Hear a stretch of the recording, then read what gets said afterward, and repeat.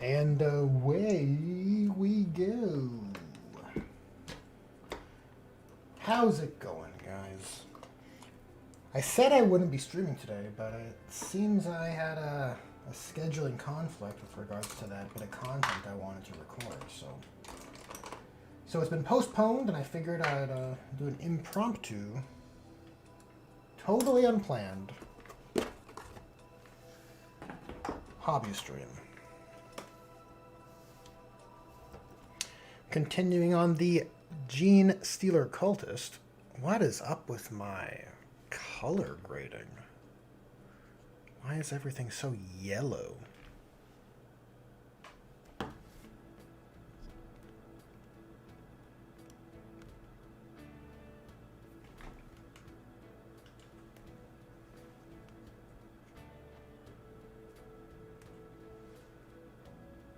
That's the same, isn't it?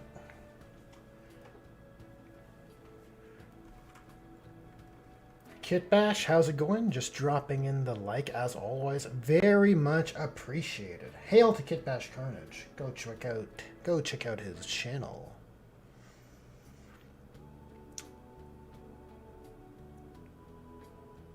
I need to check my settings here. Yeah, why is it looking extra yellow? Is it a temperature issue?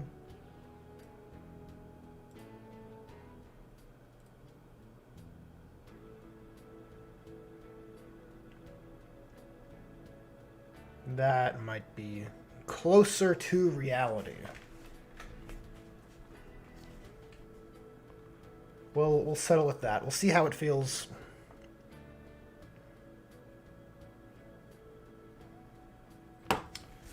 We'll see how it feels.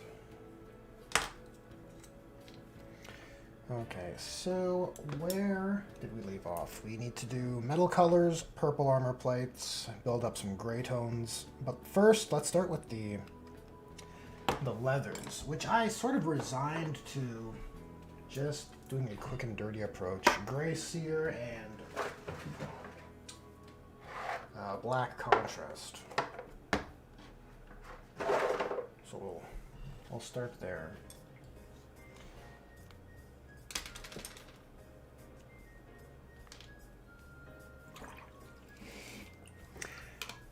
Kit Bash says, sorry, can't stay. Have few projects on the go. I'm terrible with technology, so I'll be no help. Have an amazing live as always.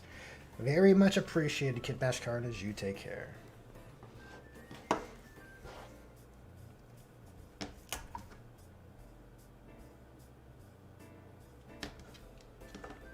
That might be too much of the gray sear.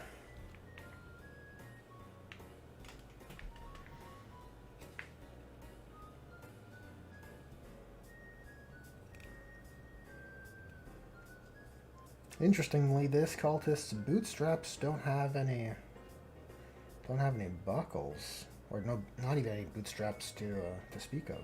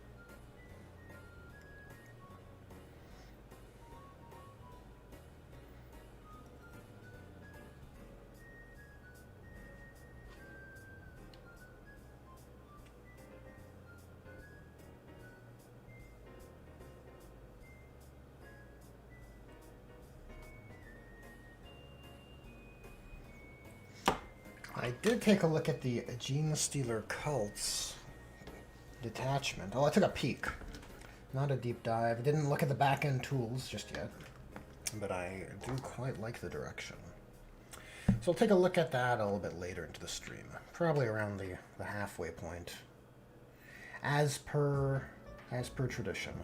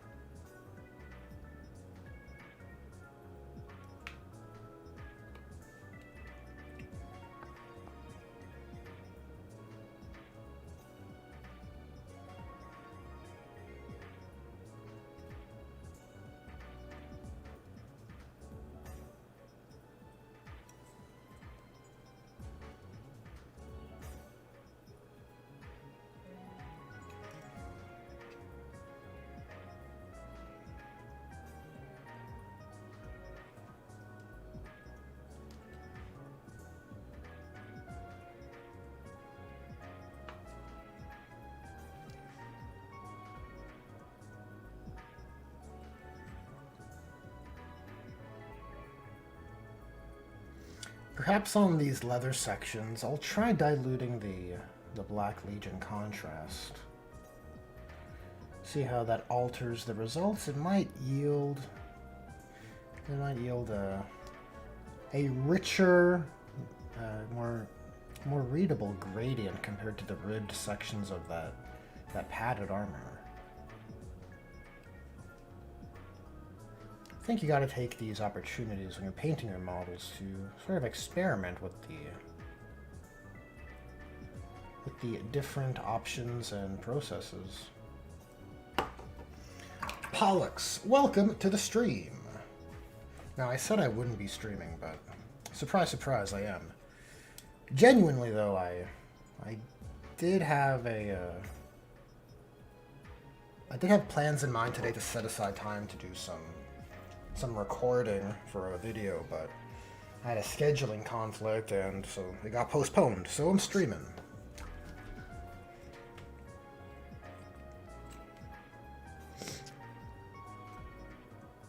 I'm gonna try and reschedule for tomorrow. It's all kind of up in the air.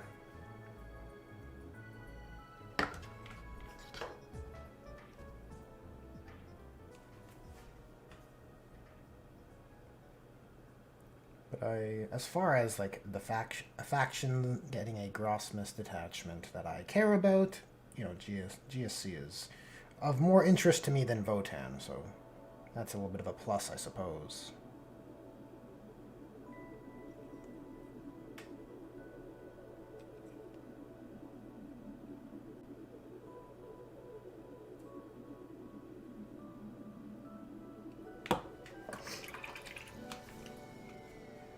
The Shy Onion, welcome to the stream. Good to see you. Pyro, how's it going? Shy Onion says, I painted an Armiger today. Very nice. Very nice. Custom Night House?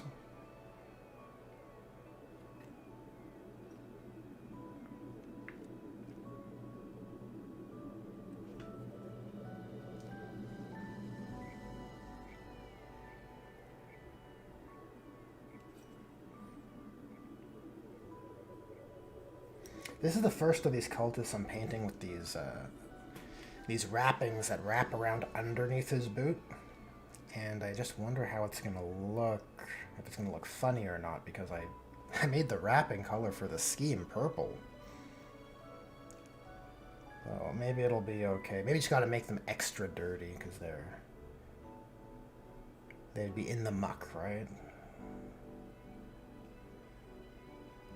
Maybe it's a non-issue. Okay, we'll give that a little bit of time to dry, and then we'll apply it with some Black Legion contrast. I'll try diluting it, because I'm kind of curious to see how it affects the application.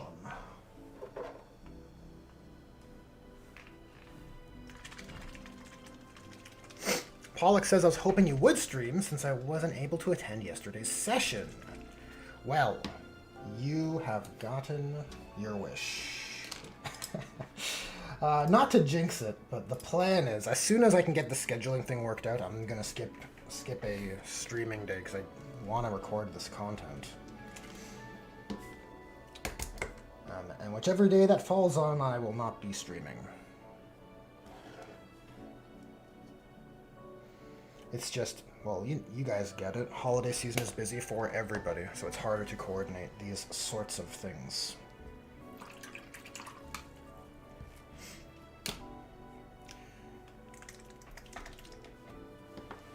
Shy Onion says, I don't know how I'm gonna paint the armor panels. Haven't put much thought into that yet.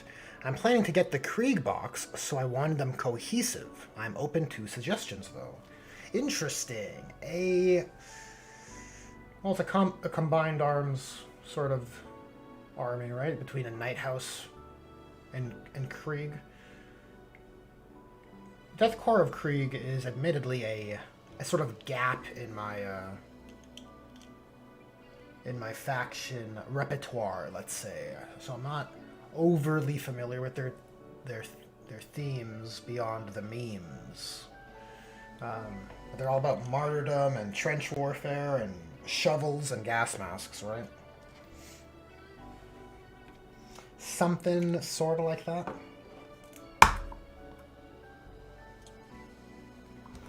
So I guess you'd want a Night House that would be similarly characterized. I don't know if there's one in the lore, or you could make a custom one that's just very analogous to the Krieg's themes.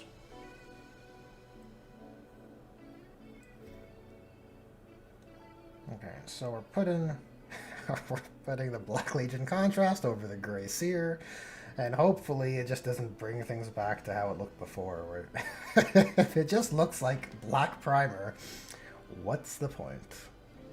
Look, this is how we learn, right?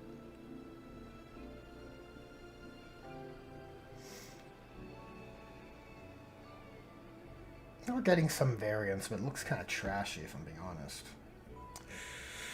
Don't love the look.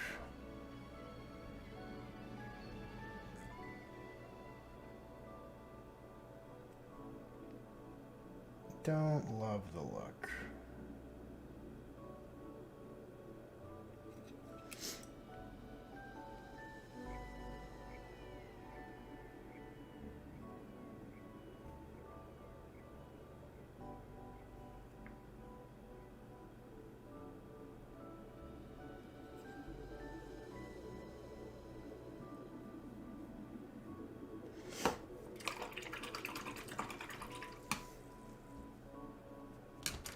Jerry Sanchez, welcome to the stream. Jerry says, what do you like to use for making bases? I don't think I'm fond of baking soda bases. Looks kind of slapdash to me.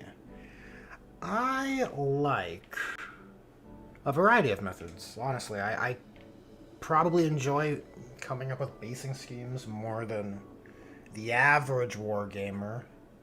I don't know if... I'm not trying to make that sound like a humble brag. I just get the vibe that most people don't like to put too much effort into the bases, but I think, you know, the base frames the piece. If you do an impressive base, the whole model does look better for it. And I think it's a fun way to characterize your army, right? Like, what world are they from? What's their preferred battlescape, or what kind of story are you trying to tell? I mean, you could just pick your bases purely from a contrasting aesthetic point of view, right? You got a dark armor scheme, pick a light basing scheme, that sort of idea. Or maybe you do the opposite, right? Like I had a guy who used to be my friend on local gaming store had a camouflage themed Space Marine army, and he would have heavily wooded bases to enhance the camouflage perception of his army, and it looked great. As for materials, I suppose I should answer your question. I kind of go all over the place. You can't really go wrong with a texture paste, right? And then you just kind of build from there with various accessories or processes. The simplest thing you can do, GW had an old basing PDF, which was basically pick a texture paste, then you apply a wash, and then you dry brush. And that's kind of like the basic minimum starting point. I would, I think these bases on these Stormcast came out pretty well. This isn't done. I want to add some bushes to the more natural area where the pavement or the stonework meets the the earth. But I think I wish I had a finished version. I don't have any particularly cool bases on my. Well, I have my old Janzar, right? Water bases. Like it, I don't know. Cool bases add. They certainly add that extra something, right? I think it's a missed opportunity if you just kind of phone in your bases, personally. But if you have more specific questions, Jerry, I'm happy to answer. Happy to answer them. Shy Onion says, I think just putting the Fang. Shy Onion says, I think just putting the Fang, the Krieg paint, on them seems lazy. I'll do some research later. Yeah, you could do some quartered scheme or halved scheme that the Knights often do that incorporates the Fang and something else. If they are a Knight house that's made an oath of, association. I don't know how the Imperial Knights term their bonds or pledges or whatever, but I'm sure there's a wiggle room for you to get what you want.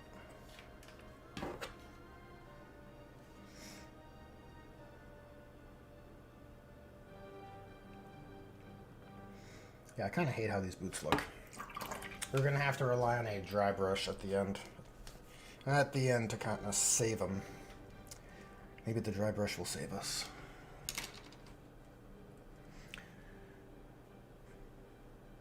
Jerry says that water base looks amazing. Well, thank you, Jerry. I like them as well. Okay, let's move on to our metal colors. We got a gun. We got to paint. As well as a few minor accessories.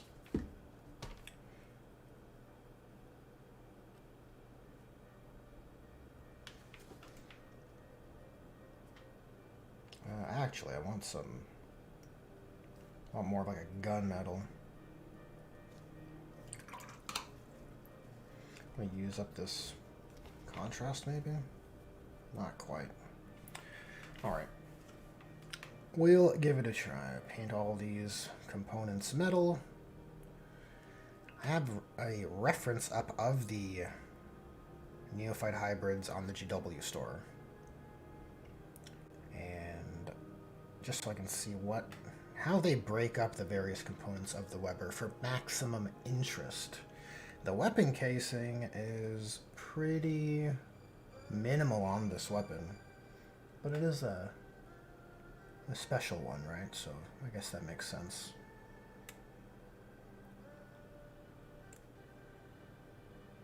Yeah, the Weber is a very cool design. Very cool design.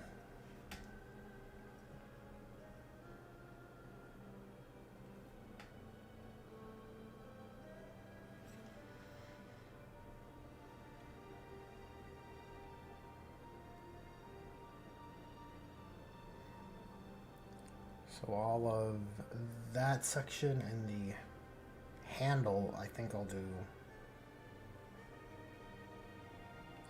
in white for our weapon casings, and all of these components here will be metal.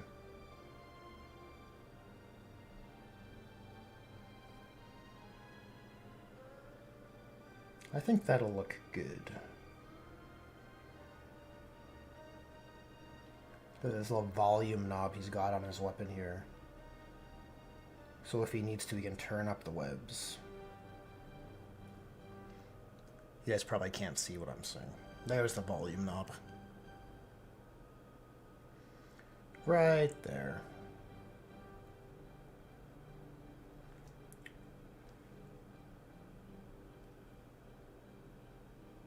It is pretty cool to see a little bit of Tyranid, Genestealer Cults Alliance in the Grotmist Detachment. Having not seen the back-end tools or the... I don't want to weigh in on the overall potency or efficacy, but it's a very fun thematic concept just from the cursory glance I gave it. There is, however, like with many things, there is a but. And I'll get to that when we review the detachment. Francois, welcome. Welcome to the stream. Welcome to the Cool Guy Club.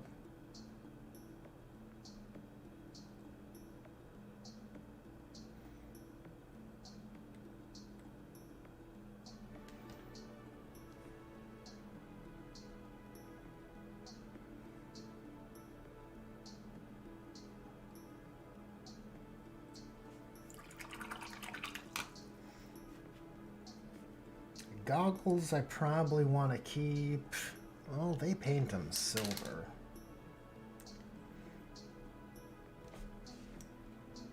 I feel like this guy's got enough silver though.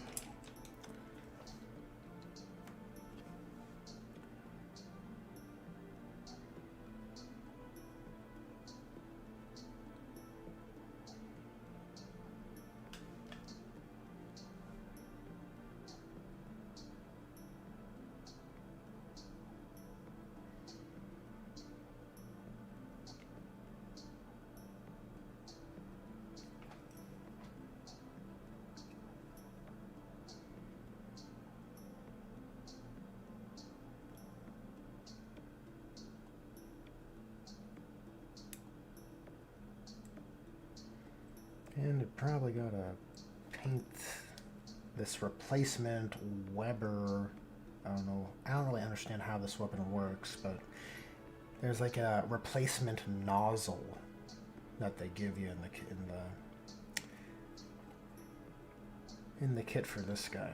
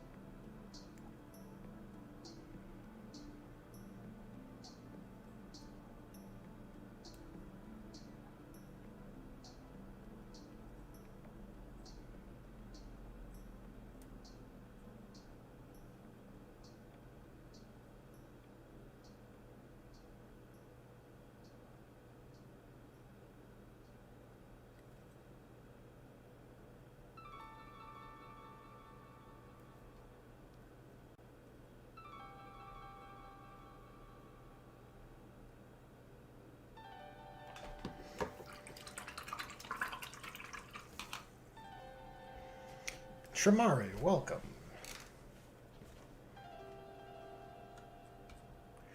Shamari says, hey guys, I don't know if this has been done before, but I think it'd be pretty cool if there were a Genestealer cult army modeled after Monty Python's Spanish Inquisition. That would be truly unexpected. I think so. I think so. Though admittedly, I don't do too much research into like what people have done Genestealer cult-wise.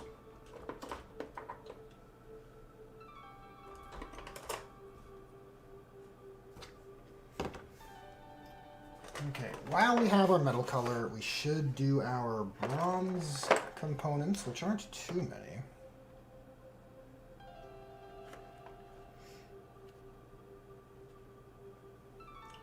And we'll need our blacks and grays.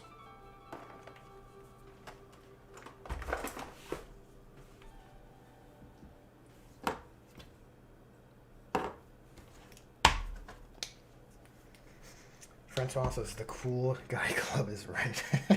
Yeah. Indeed. Oh, I have a little update on the Crimson Fist experiment. It's looking too blue. That's the update. I tried, I thought maybe if I paint more of the armor altogether, it might read differently. Turns out I was wrong. It's a bit too blue. I'll grab it in a minute and put it on screen.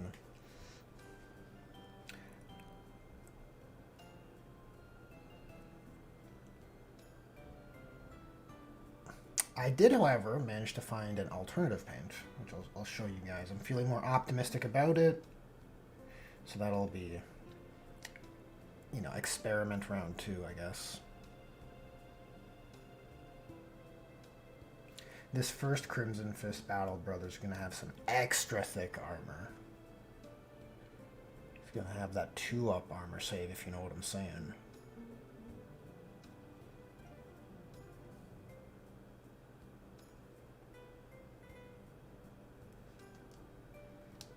Yeah, so these little, I don't know what these canisters are filled with. Probably web fluid. Some sort of web fluid for the webber.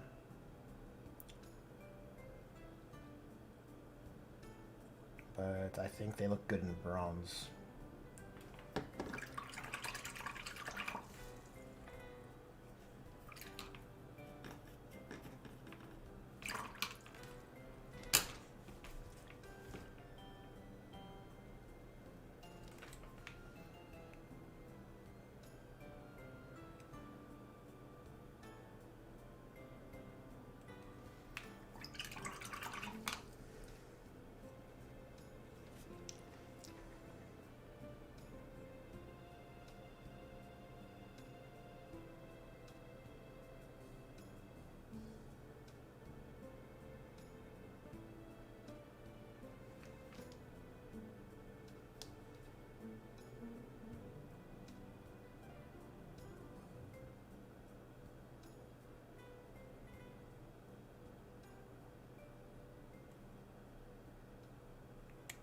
It's a little rough shot with regards to how the application is on those bronze components, but I think after a wash it should be okay. I think it'll all come together. Let the wash do the work, right?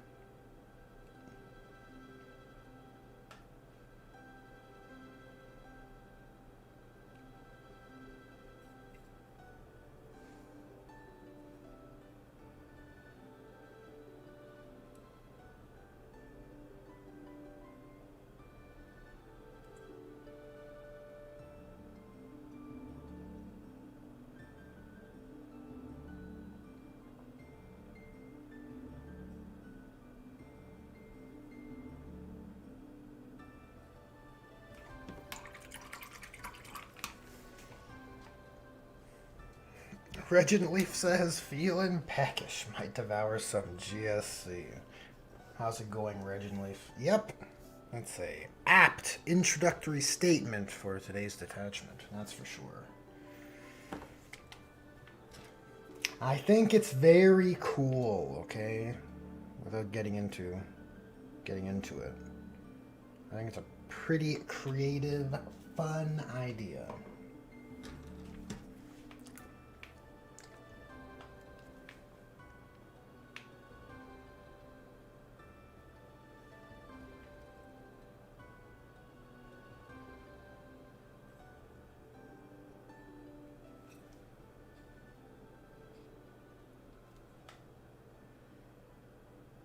Gotta paint his tubes.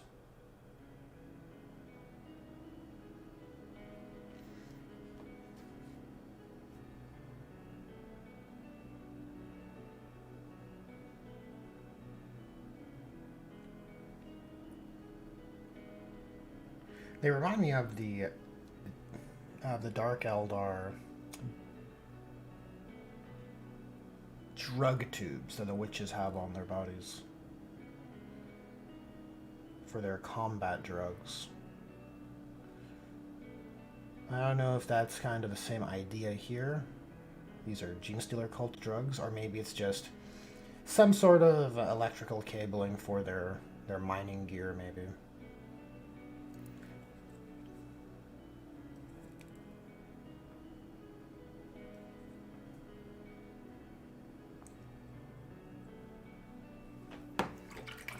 Foxhole Games, welcome to the stream. How's it going? What is on everyone's hobby desk?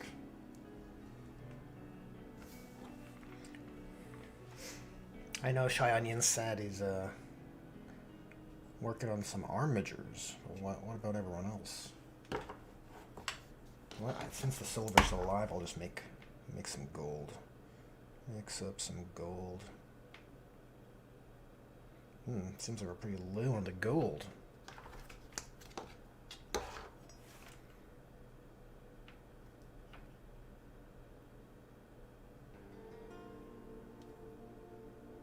There we go. There we go. Nice pale gold.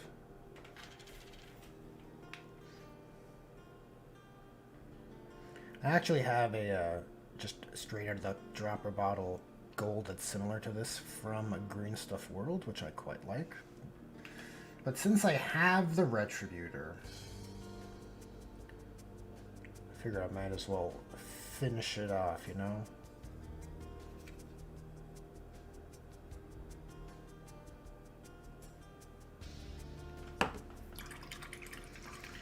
Tremar says stims would make sense. Makes sense. Pollock says my cat. Your cat's on your hobby desk, eh?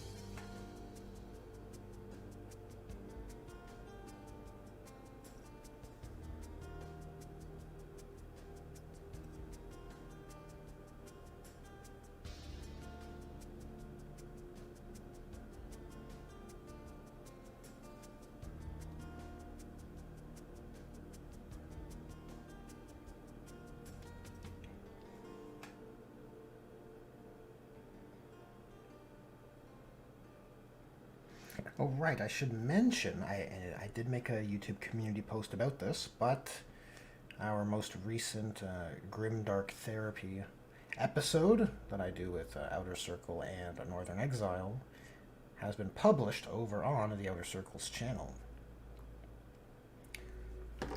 So you can go to his channel and check it out. I also made a community post that links right to it from my channel. It should be a good bit of painting or hobby company for whichever day I end up not streaming because I need to record this content. I was supposed to be today, but it got holidays are busy, and so I had a scheduling conflict.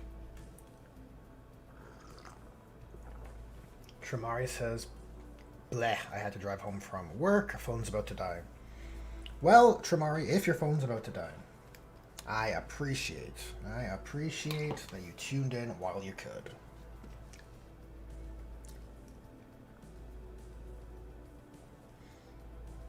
Okay, we could move in towards painting some purple stuff. That is an option.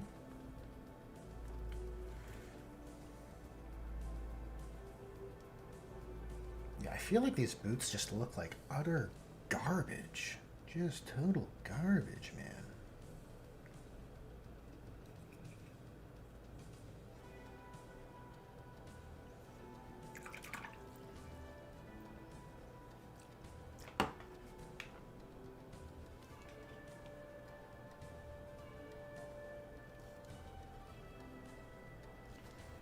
Okay, we'll take our gray sear and just apply it to the Weber.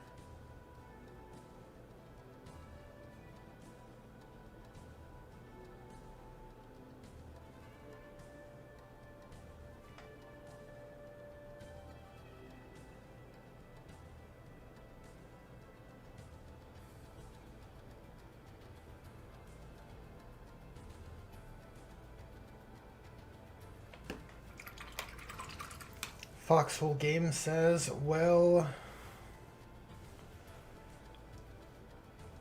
my video of the day today was a Armiger Knight of Caliban. Now I'm doing decals to set up for tomorrow's short. Ah, very cool. Very cool.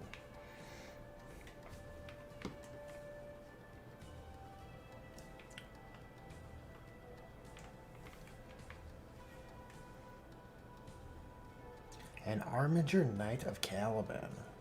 Well, you know, the Dark Angels have a lot of knightly themes.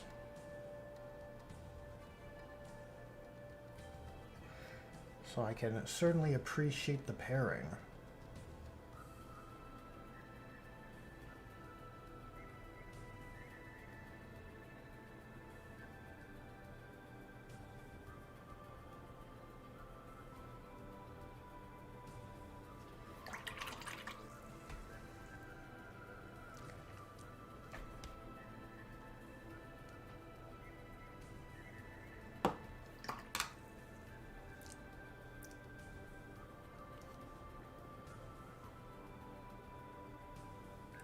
Gray Seer is still a relatively chalky paint. I don't love it.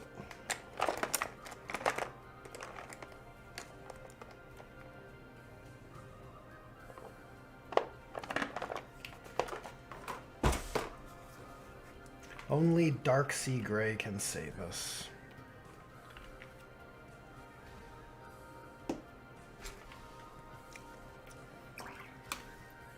Francois says, try Averland Sunset for rubber chem boots. Not a bad look, but I don't want to deviate from my scheme. Gotta stay dark.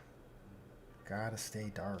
But I do like the idea of a heavy industry vibe GSC cult.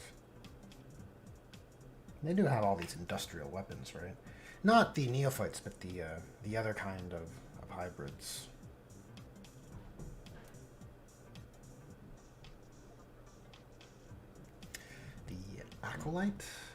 Acolyte hybrids, I believe, have the saws and the drills, all that stuff. I mean, these guys have a mining laser, I guess, so that's...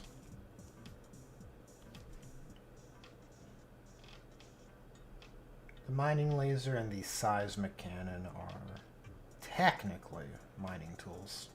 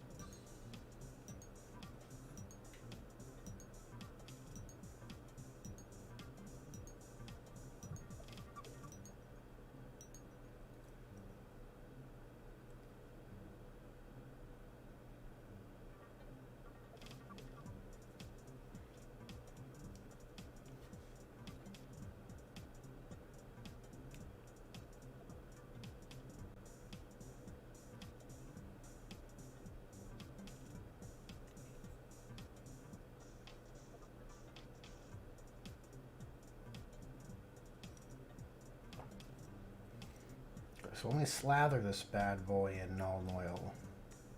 All of this geometry should be enhanced, I think.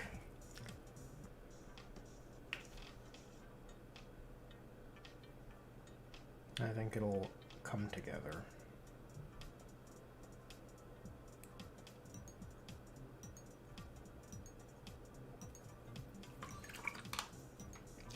But maybe that little volume knob could be picked out in a darker gray. I think it's kind of fun to paint all those little knobs and accessories on your weapons. On my Firekeepers, I painted a lot of those. I think across the board, there's like weapon signifier lights on the bolt guns and stuff like that. Just signifying like blue. Blue for has ammo, red if the guy's reloading or something. Not too many of the models have reloading poses, but a few do.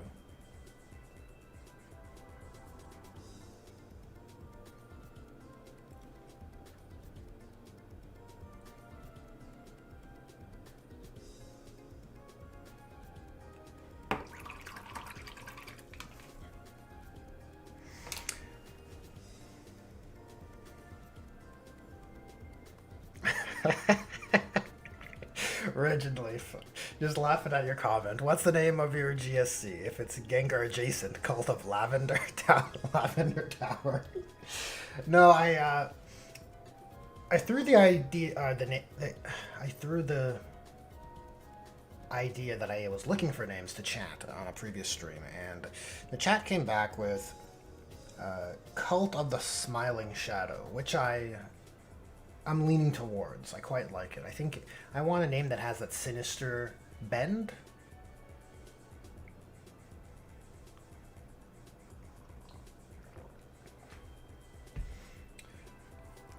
But the Lavender Town or Lavender Tower reference isn't terrible. It might be good for, like, the name of the planet they're on could be.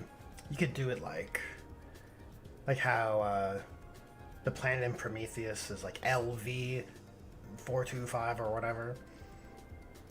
You could incorporate a slight subtle reference into the planet name maybe the cult happens to be on at the time.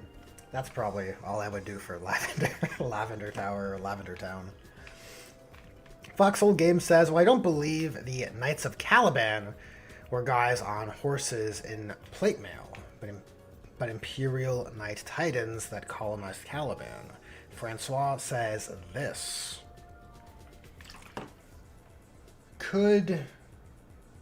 Yeah, I only know what I know about the Dark Angels lore from conversation with other hobbyists. I don't tend to dive into their books and codexes at all, really. But I thought it was the other way around. I thought they were a knightly order in a less modern variant of power armor. But I am open to being corrected. As, like I said, I don't know. Reginald Leaf says, Smiling Shadow is very cool and nice. I'm glad to hear it. Some people say smiling sounds a bit funny. Grinning would be better, but I don't know. I think it just comes down to personal preference and how you associate those words. Because personally, I associate grinning as more like silly. So I think it's sort of a wash. Either way you go, it's... Some people might like it less or more.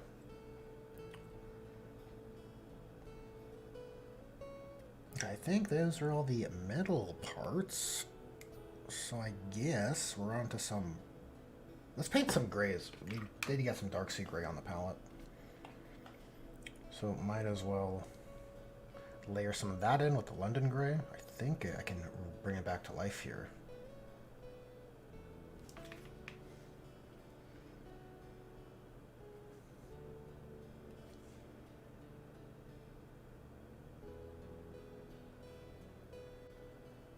I just want to paint some cool streaks or lines, give a bit of texture to that fabric.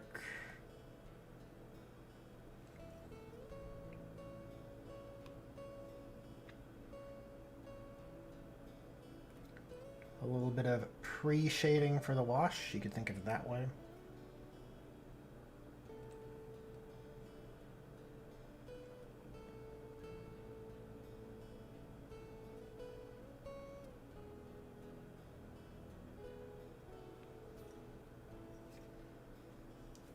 And you can quickly do the same on his pants.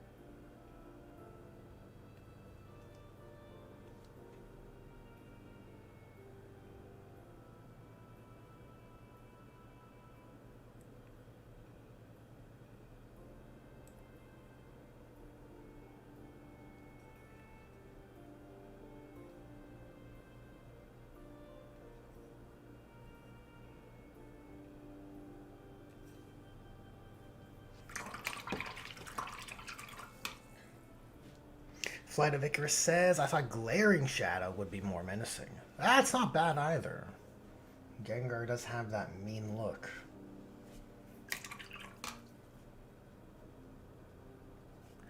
Raging Leaf says, Smiling Shadow sounds like the cult you were trying to seem warm and kind to potential recruits.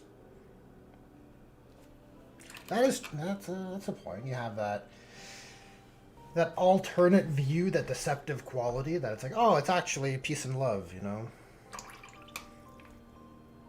It's only good things in the cult.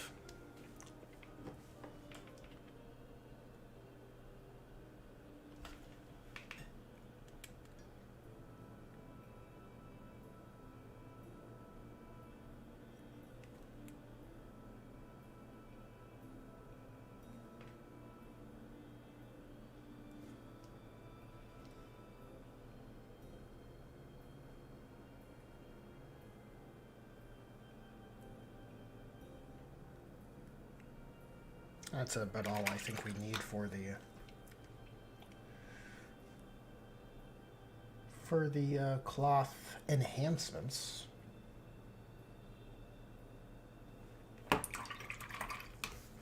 Foxhole Game says, well, the night houses are nightly orders. It doesn't specify either way. But what is known is that Golden Age colonization had Night Titans as STC colonization equipment, and Caliban, being a death world, should have no shortage of Night Titans.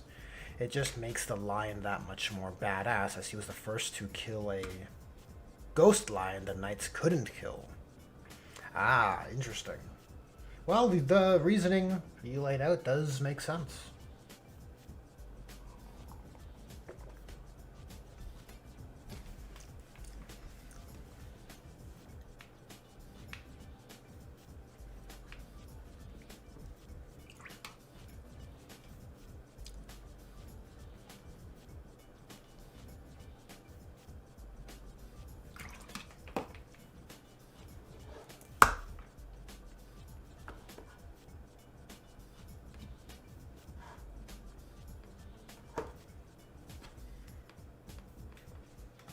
You gotta spruce up these gloves. I can't live like this, guys. I can't.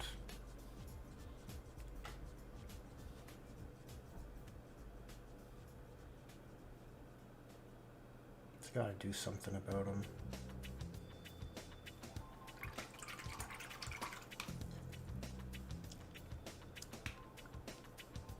Okay, with our black color, we can fix up our goggles. Try and pick those out. Yeah, because right now he's got these skin goggles, and you want to create a pretty definitive separation of materials, right? I think that's important.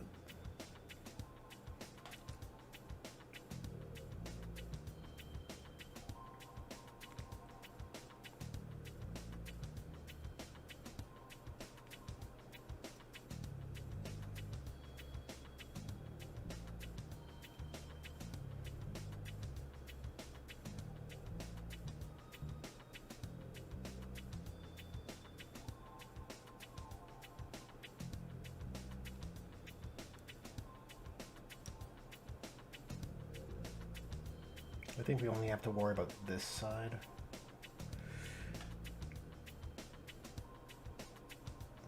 Nice.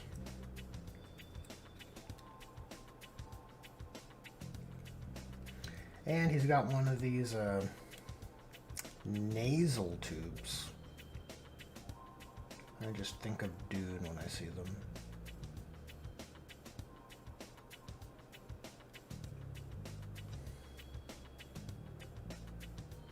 Right into his nose hole.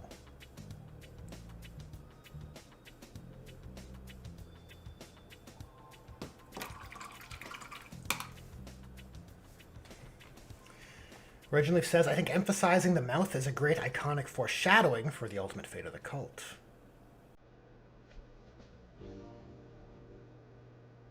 Yeah, I agree with that. I think thematically it works. Gengar has... That's the most defining feature, right? I guess red eyes and a smiling Cheshire cat sort of mouth. That sinister, unnerving smile.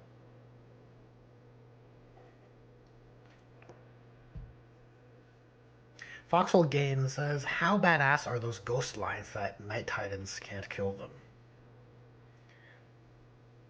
Oh, they gotta be pretty serious. This is why I assumed that, well, again, only from people telling me the story, but that they weren't Titans. But if it's one of these things where it's vague enough to interpret how you will, then I'd say more power to the concept.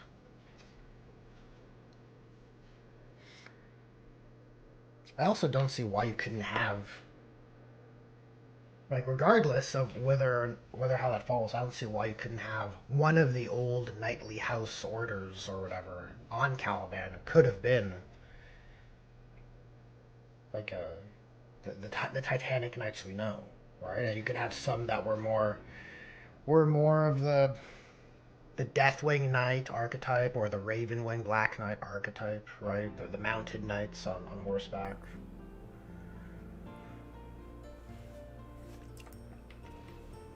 I imagine you'd have a variety.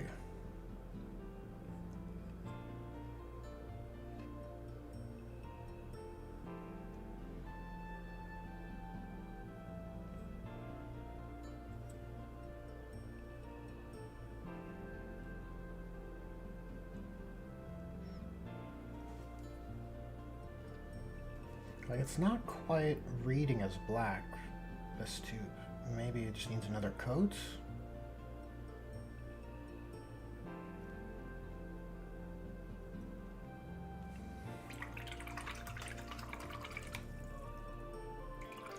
Yeah, it probably doesn't come across on stream all that well.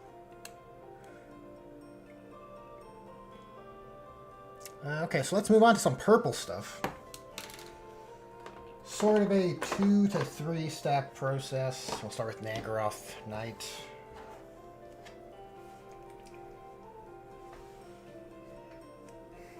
Francois says, you know what makes life better? Watching YouTube on a touchpad, because then I can take all of you with me when I need to poop. Jeez. Oh, well, you know what? You know what, Francois? Happy to be there for you, okay? I can't help what I can't help.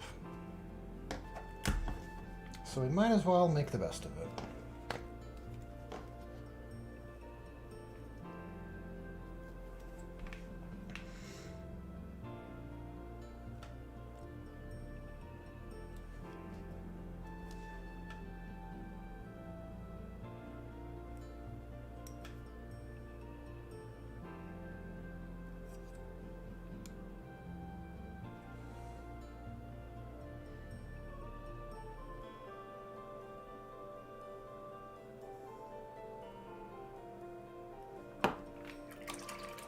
Show Nuff Gaming, welcome to the stream. What is up? Over here, nothing much. We're out here grinding that hobby life. Gonna take a look at that GSC detachment a little later. Probably, well, look, time flies when we're having fun. Probably in a few minutes, actually. Oh, I'll show that Crimson Fist I experimented with also. He's looking too blue. Oh, man. A bit too blue.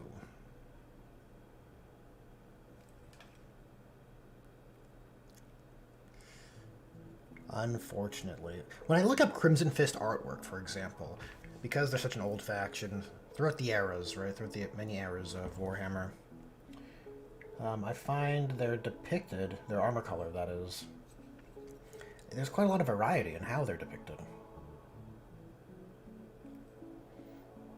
And the more modern aesthetic definitely has that more desaturated look. But even still, even compared to the classic aesthetic, I still think what I have is too blue. A bit too high on the saturation, if you know what I'm saying. Look at all these knobs. All these knobs and buttons and switches on his backpack.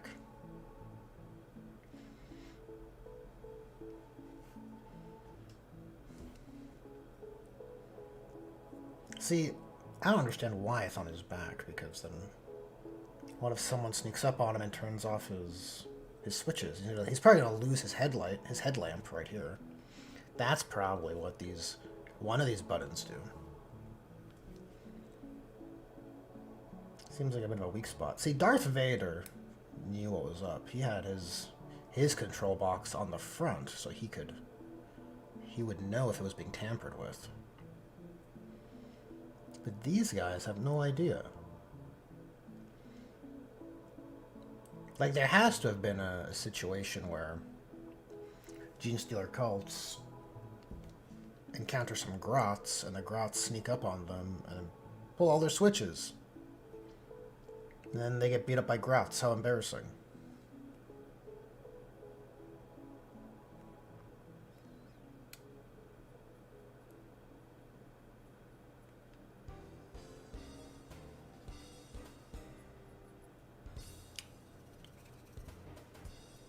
And I suppose that was just an insight to my idle thoughts.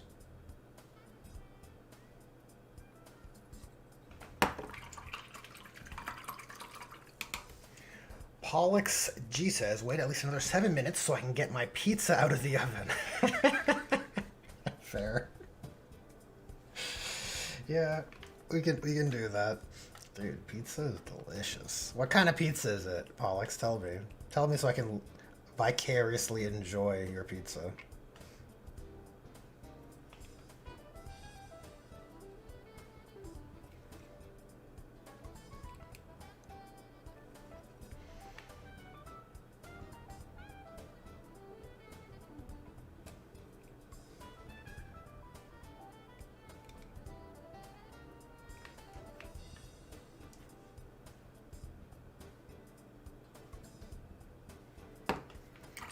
Tuna and onions.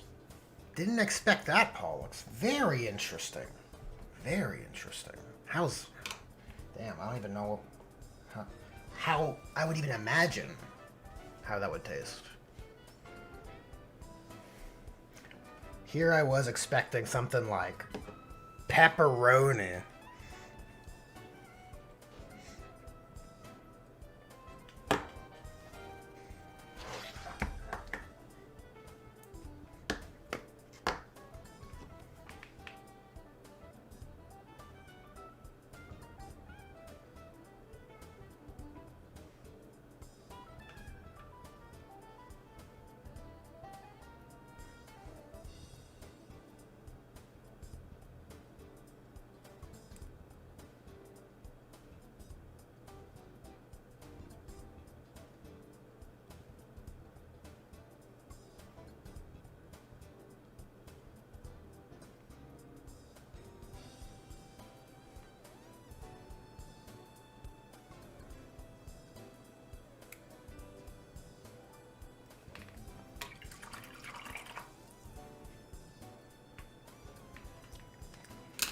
You know, we should...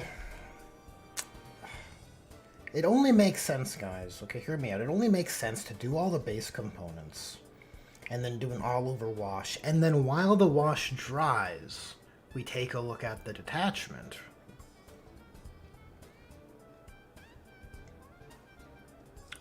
So I think it behooves us all. You'll have to have faith that I'm right. I know I said we'll look at the detachment soon, but I don't think we should. I think it just makes good sense.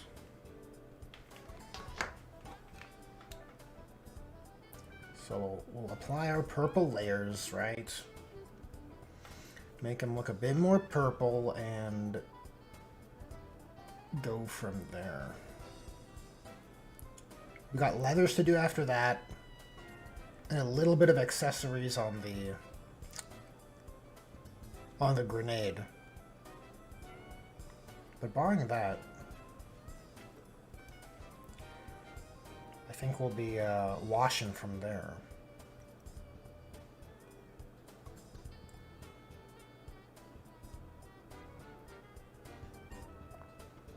Then we'll take a look at the detachment and let all the wash dry. And by the time we're done looking at the detachment, we should be good to go for the finer details. Right, maybe a little bit of edge highlighting here and there. The glowing effects of our lamp. This guy's gonna have a green light effects because he's of a special weapon type. Sort of a echoing of how Gengar bioluminescent details of their biomorphs are categorized. Except these guys will just use their mining gear.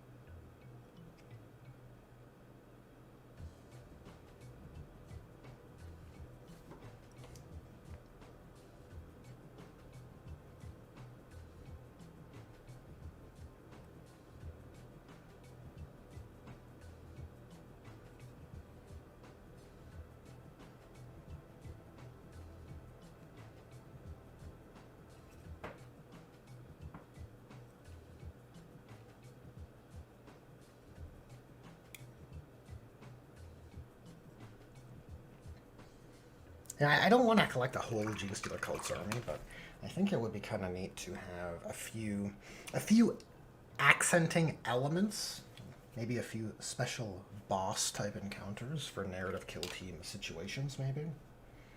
Like a Patriarch would be cool, maybe. Or you could have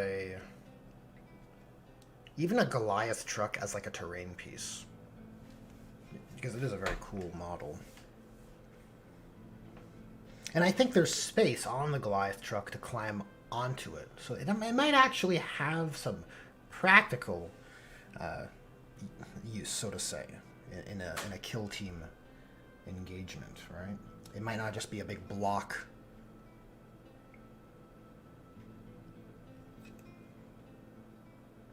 Because I think the bed could hold an infantry model or 2 or 3.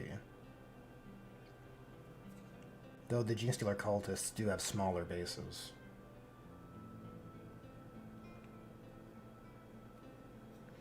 Alright, his purple plate is looking good. He's pretty much all there. He's got to do accessories. Let me catch up with chat. Reginald Leaf says, can you wait another hour so I can order a pizza? It's a pizza stream. We'll look at the detachment when the wash is applied. I cannot predict exactly when, Reginald Leaf. Foxhole Game says, what about the Sinister Snicker? I still use GSC rules, but make them human cultists of the Laughing God, because they all want Eldar waifus. Oh, jeez. I mean, if you want an Eldar waifu, I would not suggest going for the Harlequin type.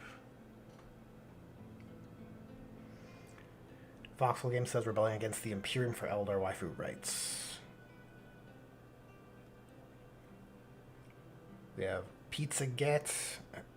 Foxhole Game says you can make some green stuff Eldar waifu body pillows for them and everything.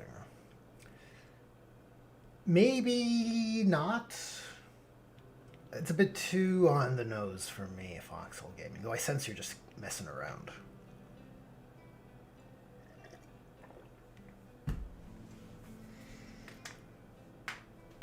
No, body pillows... Cultist with body pillows is definitely like a Chaos Cultist aligned to Slaanesh, obviously.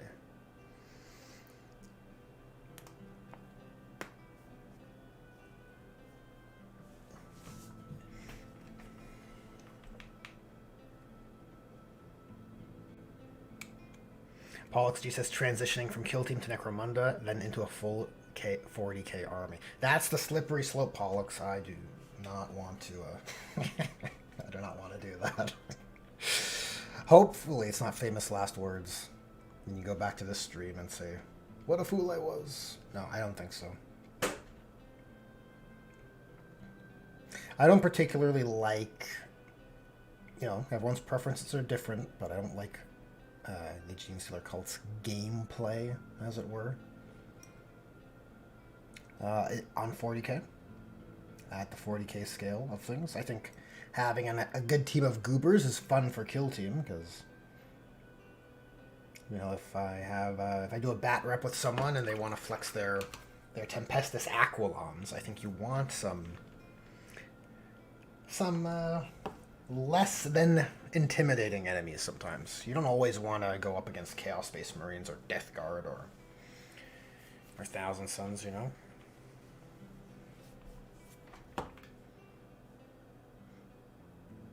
think you want some encounters of varying threat levels or potency levels, let's say.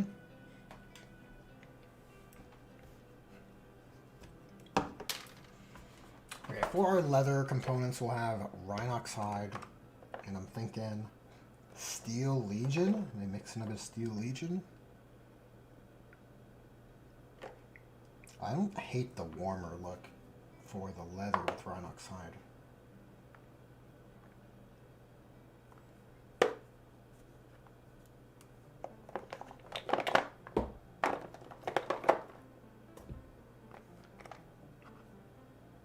Maybe I'll use a mix of those two. Rhinox hide and Morn Fang.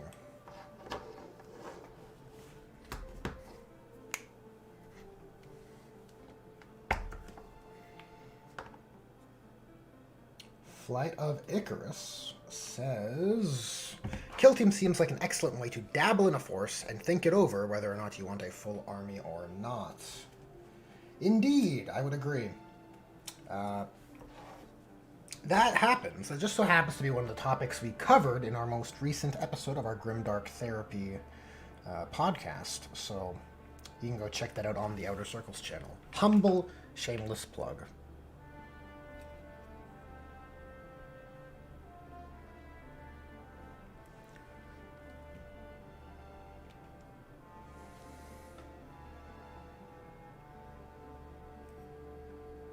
I mean, I say topics covered, but the conversation's very organic. It's not a scripted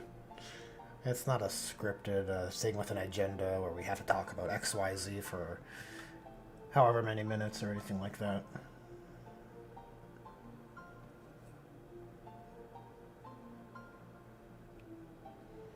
Okay, we're gonna make the holster leather. I don't exactly know what to do with this Weber. Interesting. So these pads actually on the gloves, GW paints the armor color, right? So I should, if I'm following that template, I should paint them purple, which I did not expect. And it's too bad they don't have rotations of all of their various weapon types. We're going to paint the holster. We're going to say it's a leather type of apparatus. That's what we're going to do.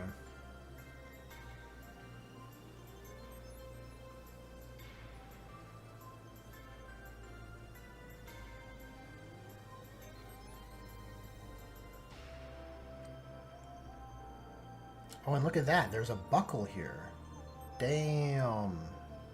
Oh, well. Oh, well.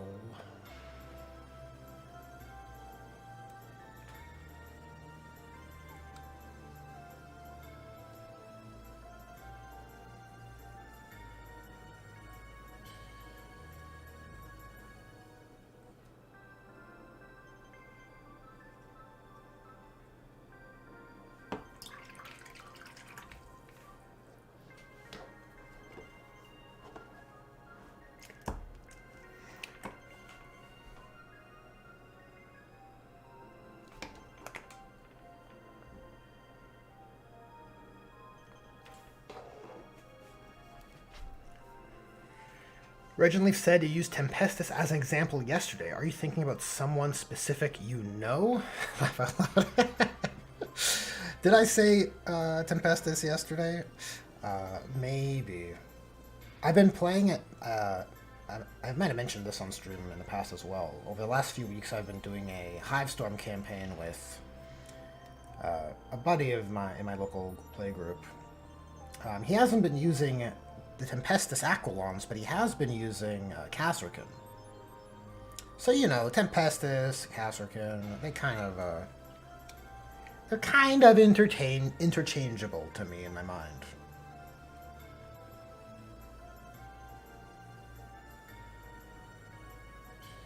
You know, they're both drop troopers, both cool dudes with cool gear, right? The best of the normal humans, right? The best of the best, right? That kind of idea.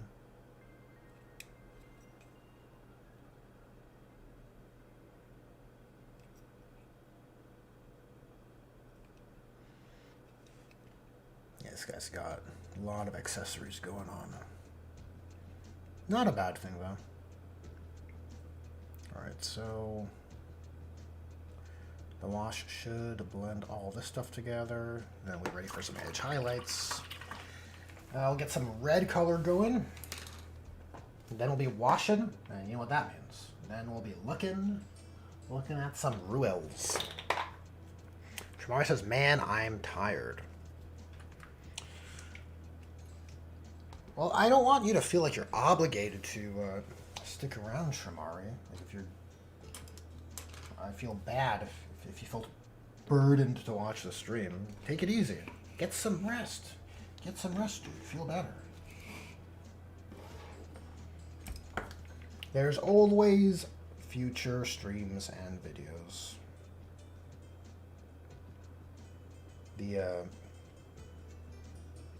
Like I did mention, I will take a slight break. I might skip a day or two depending on the content creation process for my holiday video, but barring that, you know, I'm pretty regular when it comes to these Grotmas calendar streams. Except for that one time the internet went down. It was just bad weather. Just bad weather.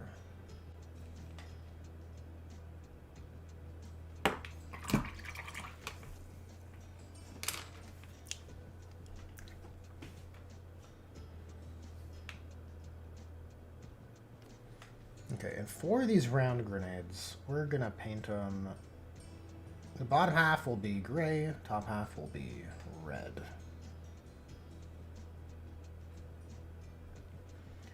Because that is cool.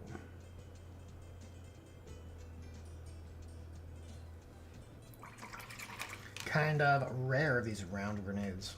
Or maybe guardsmen have them. I don't know if guardsmen have the more oval grenades, the more cylindrical grenades that Space Marines do. I do not dabble. I do not dabble with the guardsman.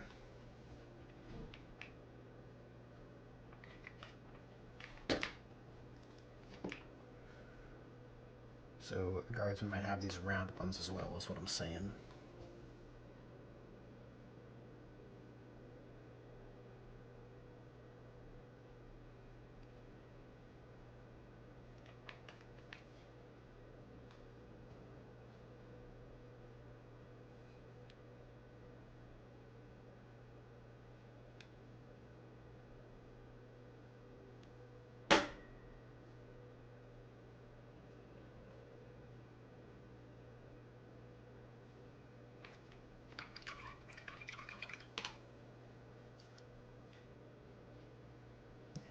We'll take some black paint and paint a line, and then it should be basically good.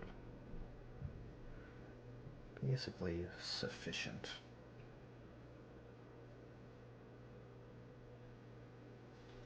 Yeah, that'll do. That reads certainly, right, guys? What an interesting grenade. They're Voltorb electric grenades. That's what they are. A kind of shock grenade, if you will.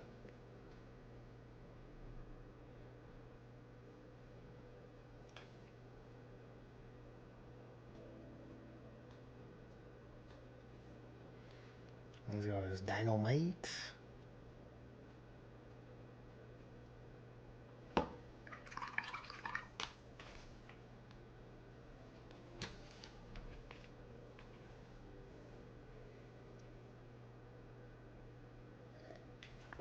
Flight of Icarus says, I noticed that GW are labeling what each weapon is in their instructions for newer kits now. That's really helpful. I'd often find myself Googling which weapon was what when I first started. Oh yeah, you know what?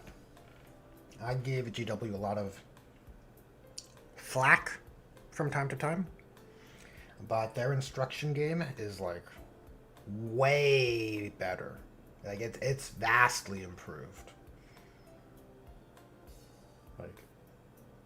Like if you can look up older kits or instructions from older kits, and it's it's a bit of a puzzle if I'm honest.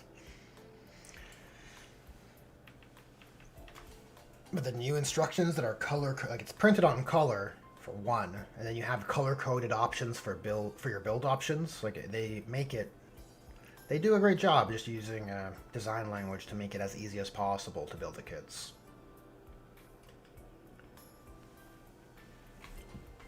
So I certainly appreciate it. Okay, I think we are... maybe I spoke too soon. Maybe I spoke too soon. Because these should be purple, I think. We can get away with just one coat, I think, and then maybe a second pass, probably. A second pass after the wash. Just to add a bit more highlights, especially on this bottom-facing one, which likely wouldn't be seen, right? Tramari says, aside from birthing Slanesh, what are Dark Eldar good for, aside from being an inciting story trope for more Space Marine stories?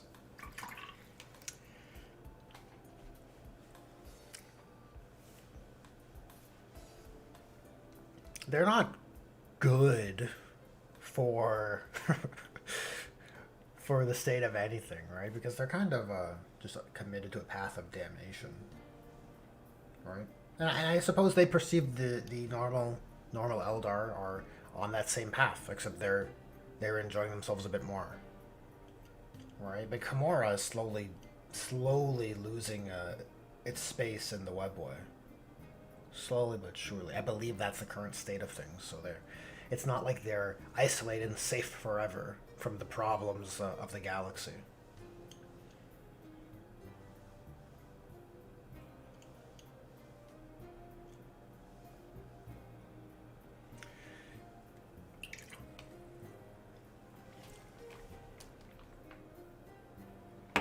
The Yanari are...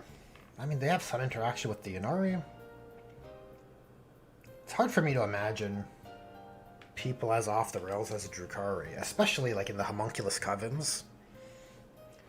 Seeing the proposal of the Yanari and being like, oh, you know what? I think I will change my ways. I think maybe we can try something else. It's a little weird. Feels like Homunculus Covens should not be into the Yanari at all. I feel like they're a bit too lost, you know? Is that a hot take? Is that counter to the established lore? Probably.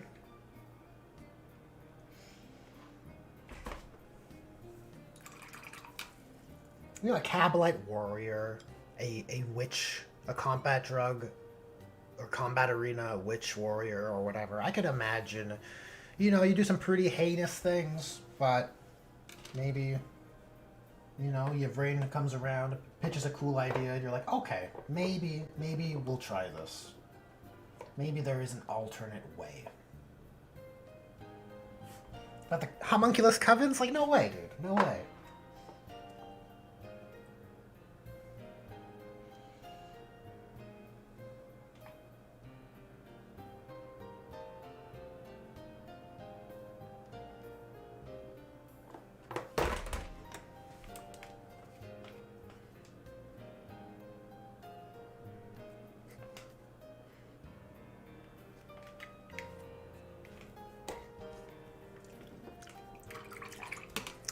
James Mackin, welcome to the stream.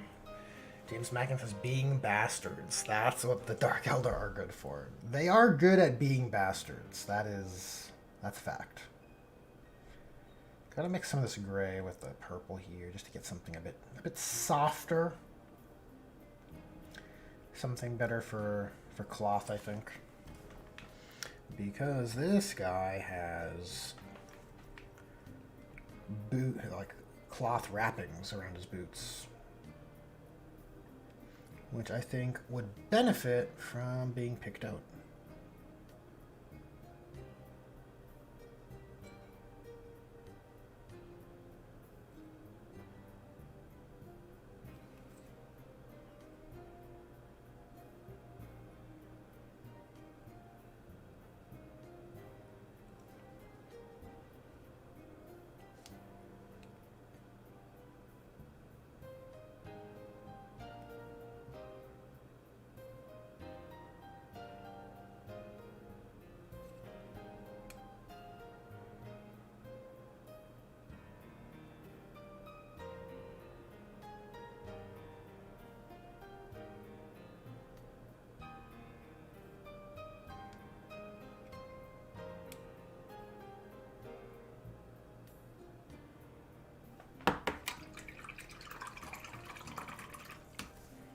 Flight of Icarus says, Dark Eldar flesh out the complexity of the Eldar overall.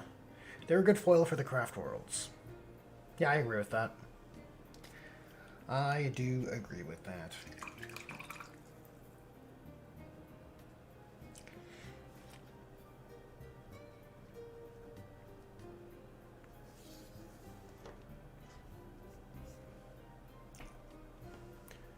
Tramari says maybe Votan can't get a break because of the more concerning storyline hooks.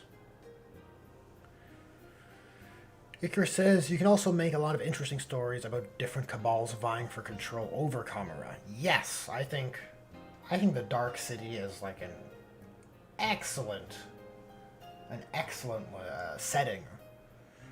I probably could use a bit more exploring, even for a one-off campaigns or games. I think you could do some very interesting things with, their capacity to have like pocket dimensions and that sort of thing. Super cool. Lots of potential. Regin Life says, why would a people that can regrow themselves in vats just to avoid death buy into a death cult?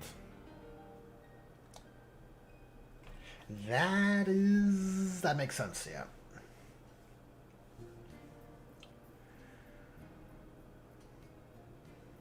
There may be some, like, in any population, there will be some that, don't like how things are being handled, right? How things are being governed, let's say.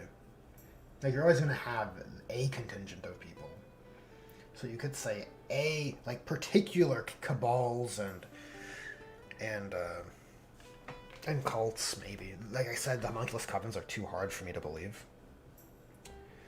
That they could even... They just seem too lost. Too... They're the most extreme dark... They're the most dark Eldar of the Dark Eldar, right? Totally different from the craft world, where you can see echoes of the craft world Eldari in the Kabbalite warriors, right? It's not an unreasonable comparison, I don't think. I think the issue is GW should have committed. They should have had the balls to commit to saying this list of craft worlds, this list of cabals and cults, and because they want to include homunculus, they can say covens too, even though I think it's dumb. But they should have said, this list here, these are the known Yannari-aligned factions. And they could be new ones. They don't have to be old ones or pre-existing ones that people may have made armies about. And then all of a sudden their armies are, what? Now my army is a Yannari army? That's stupid. Like, you don't want to do that. That's just poor kind of game management.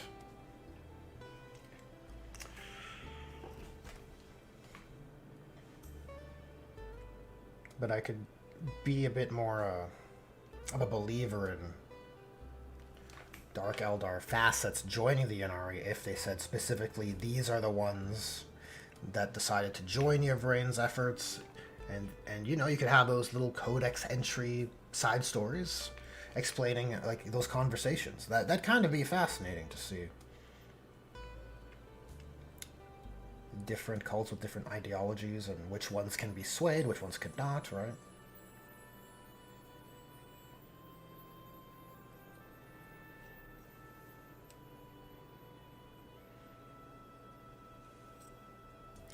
I think it can work. I think the Ynnari is interesting. I don't really have a vested interest in an army or anything like that. I like the Ynnari much more than Primaris, put it that way. Those two lore updates happen around the same time, and I think the Ynnari one's really a much more significant deal in what it's proposing, because you could have had a secret batch of normal Marines be unleashed upon the galaxy and call it the Ultima Founding, and it would still be a big deal, right? But the Ynnari is an ideological shift, which is more intriguing to me. It's like, oh, we're going to go in a different direction, right?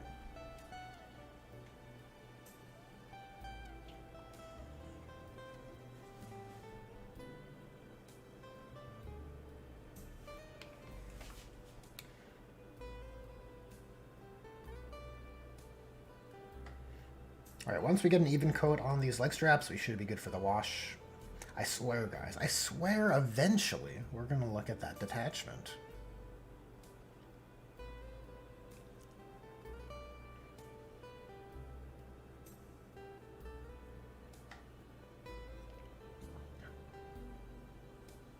Maybe the even coat isn't necessary because, you know, after all, these are boot straps. They're going to get super dirty and worn.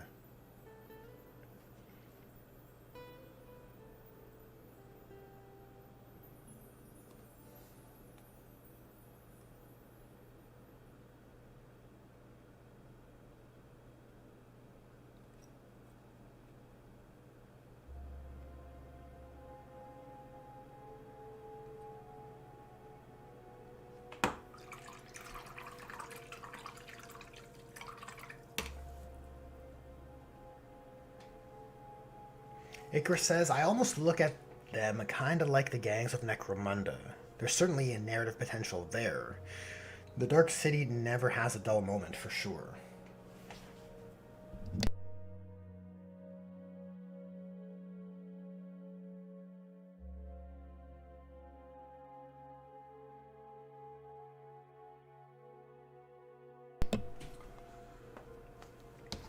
Yeah, unfortunately, I haven't read any of the like Path of the Dark Eldar, that series, or Path of the Eldar, where we get a bit more insight onto the inner workings of Kamora. I'm sure there's some interesting stuff in those books, though.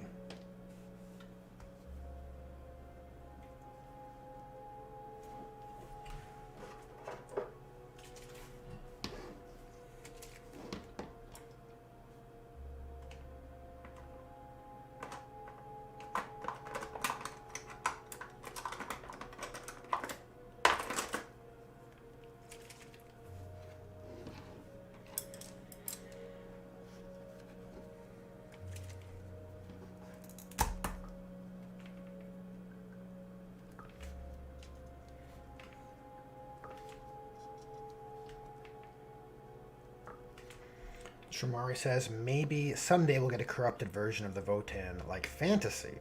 Pete the Wargamer made a great conversion. Oh, like a chaos space dwarf.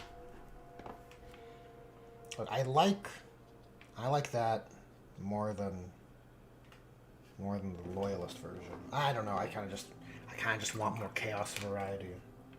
That's just sort of how I lean. Too much Astartes focus in chaos. Yeah, they take up too great of a proportion.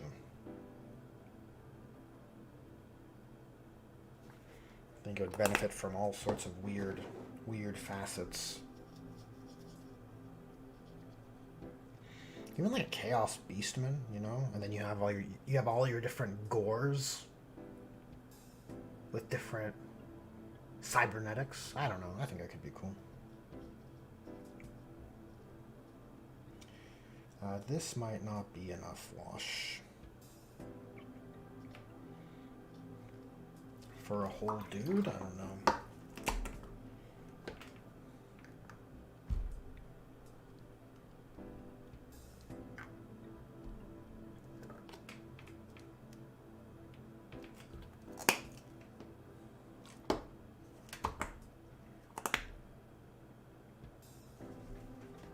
You know what? That's the wrong wash. Oh my god, I almost ruined everything. We want Agrax. Well, now I'm looking on my table here if there's anything I could use a Seraphim wash on, and I don't think there is. So, I guess it's better than applying the wrong paint, though.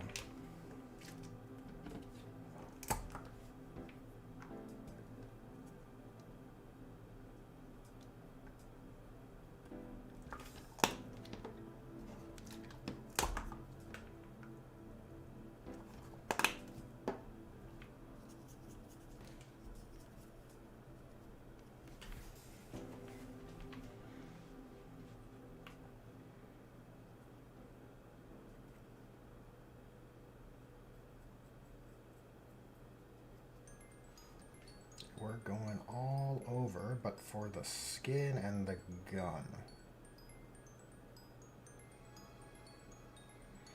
That's the plan.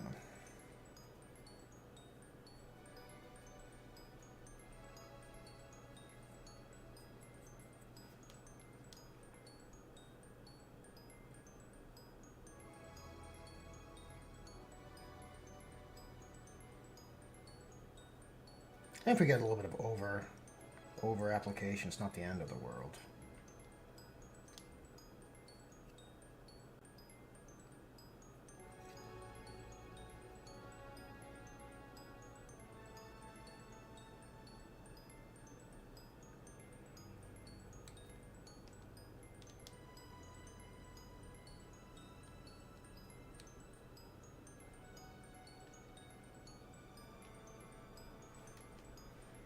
We got all the spots or what?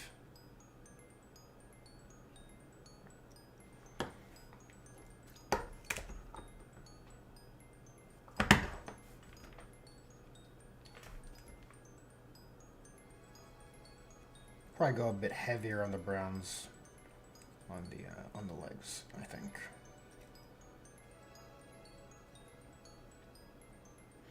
You know, being a Genestealer cultist is dirty business. Okay, if we're not pooling, we're probably good to let this cook. Finally, guys, we'll take a look at those rules.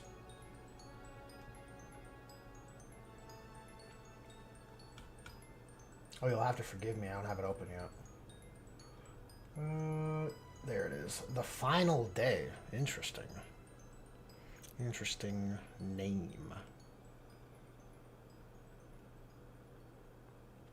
Okay, there we go. The Final Day. Every Genestealer cultist wishes to witness the Star Children's arrival and ascend to join them in blessed oneness. They believe this will be a transcendent experience, a sublime reward for their devotion. The reality is altogether more hideous. As the Tyranids approach through the void, the utterly alien hive mind assimilates the more nuanced brood mind of the cult. Many faithful die from psionic shock. Others are freed from the Tyranid mind control, only to go mad with horror as the truth is revealed. Yep, this seems par for the course, right from the Codex. Very cool. So the detachment is called, the detachment rule is called psionic parasitism. At the end of your movement phase, for each Tyranid synapse unit from your army, you can select one friendly Genestealer cult unit, excluding the Pure Strain Genestealers and Patriarch units. and one friendly Tyranids unit, each within 9 inches and visible to that Synapse unit. So for each Synapse unit from your army, you can select one Genestealer Cultist unit that isn't a full-on Genestealer, and one other Tyranids unit within 9 inches of that initial Synapse unit. If you do that, Genestealer Cultist unit from your army suffers D3 plus 1 mortal wounds, and one model in the selected Tyranids unit regains up to that many lost wounds. And until the start of your next movement phase, each time a model is selected in the selected Tyranids unit makes an attack, add 1 to hit. So, you know, your Tyranids can bunch on some Genestealer Cultists and heal some wounds, which is... It's a fun interaction of models. Very thematic, and you have your models interacting in a fun and unique way, right? I quite like it. It's in the vein of things I've spoken about before, right? Like Thousand Suns, cultist thralls burning out their souls to help manifest powers, right? I think it's cool. It turns the cultists into a kind of currency, a resource, right? Just biomass to feed your bugs. Okay, and also, Tyranid units from your army have the following ability: Catalyst Aura. While an enemy unit is within 6 inches of this unit, each time a friendly Genestealer Cults unit makes an attack that targets that enemy unit, add 1 to the hit roll. So your Genestealer Cults hit better while they're near their Tyranid overlords. And then you have rules to add units to your army. So you can have up to 1,000 points. Half your army can be Tyranids. Yeah, this feels altogether more like a Tyranids detachment than a Genestealer Cult detachment. You know, without looking at the back-end tools, this structure, it feels like the Tyranids are getting the benefit. It's certainly a more satisfying one, but maybe that's the grim in the dark, right? Maybe that's the final role to play, right, in the final day of the cults. Okay, on to enhancements. We have Synaptic Augur. Tyranids model only. Each time the bearer would regain 1 or more wounds lost from the psionic parasitism rule, it regains up to twice the number of lost wounds. Very cool. So it's D3 plus 1 normally, right? So you could potentially get back 8. Regains up to that many lost wounds, yeah. So you can have a Hive Tyrant regain potentially 8 wounds. Oh, that's super cool.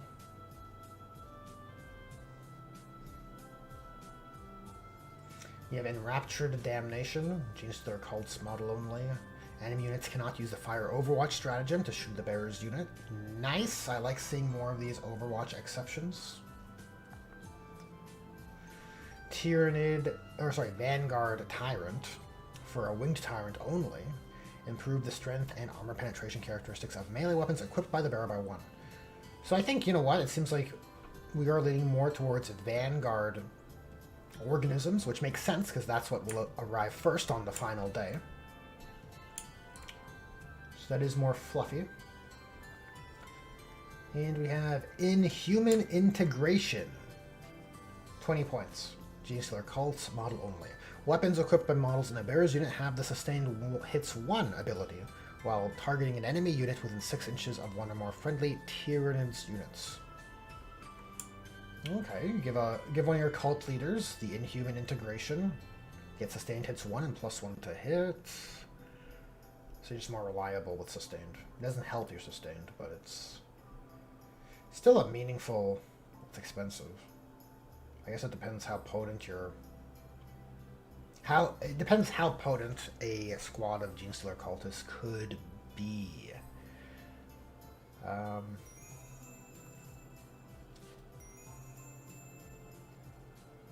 Could you give this to a Patriarch? with Genestealers? Pure Strain Genestealers? I don't know. Is that the best candidate for it, or is it better on something with like rock saws, heavy mining weapons? Interesting. Interesting. Let's take a look at the strats. The stratagems. We have Hyper Ferocity. Ferore.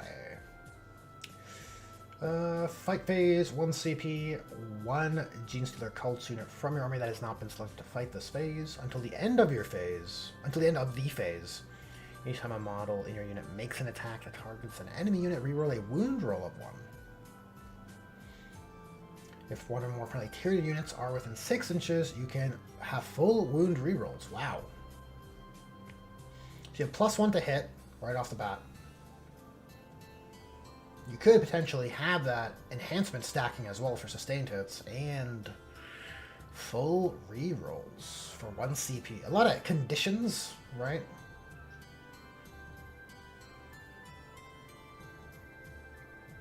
But it's a meaningful benefit and it's fairly cheap at 1 CP.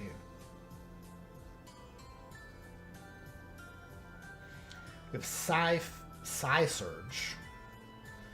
At the start of any phase, you choose a Tyranids unit from your army. Until the start of your next command phase, increase the range of your unit's Catalyst ability by 3 inches. And Catalyst is the aura that gives your GSC units +1 to hit. Okay, so you have a bigger bubble. If you want to extend your bubble, you can. Restrictions: each time you use a stratagem until the end of your next command phase, you cannot use the stratagem again. Okay, so they limit you, but you can use it whenever you need it, which is neat. I guess it depends if anything else is playing off of Catalyst. The enhancements don't appear to.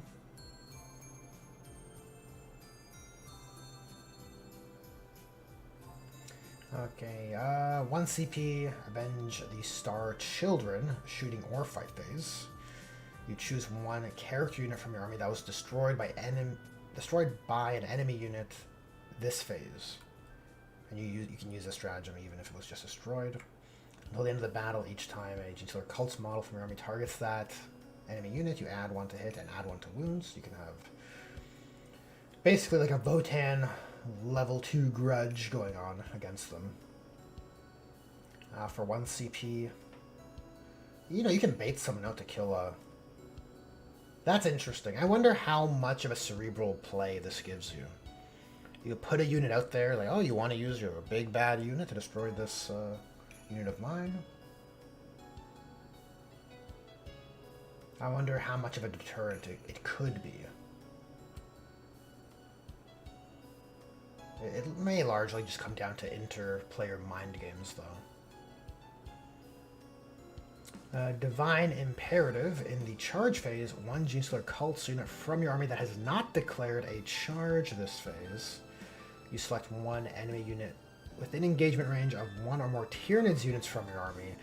Until the end of the phase, each time your Genestealer Cultist unit declares a charge, if that enemy unit is one of the targets of that charge, add 1 to charge rolls made for a unit. You can re-roll the charge. Super verbose, but maybe there's not a simpler way to parse that out. In any case, yeah, add 1 to charge, and re-rolling charges is like awesome for 1 CP. You have to use it before you declare your charge. But if it's crucial, and you think you might end up needing a CP reroll anyways, why not use a strat? Darting attacks, shooting or charge phase. Interesting. 1 Tyranids unit from your army. Until the end of the phase, your unit is eligible to shoot and declare a charge in a turn it fell back. How about that? So you don't have to commit. You don't have to commit to this stratagem when you do your fallback. I love it. That's how they should all be written.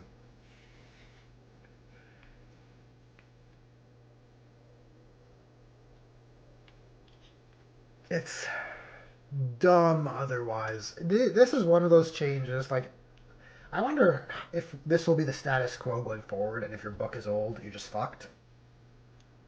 If it's one of these situations, which is sort of the paradigm of GW's rules upkeep.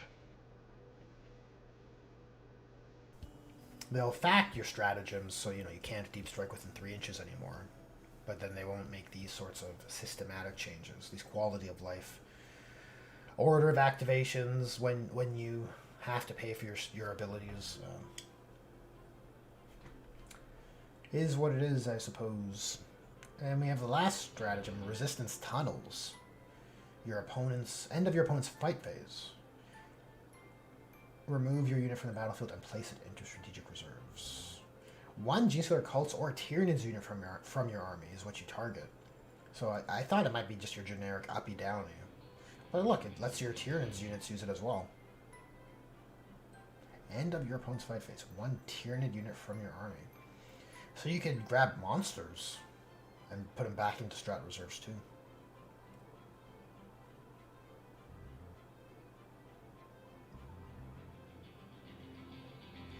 Interesting.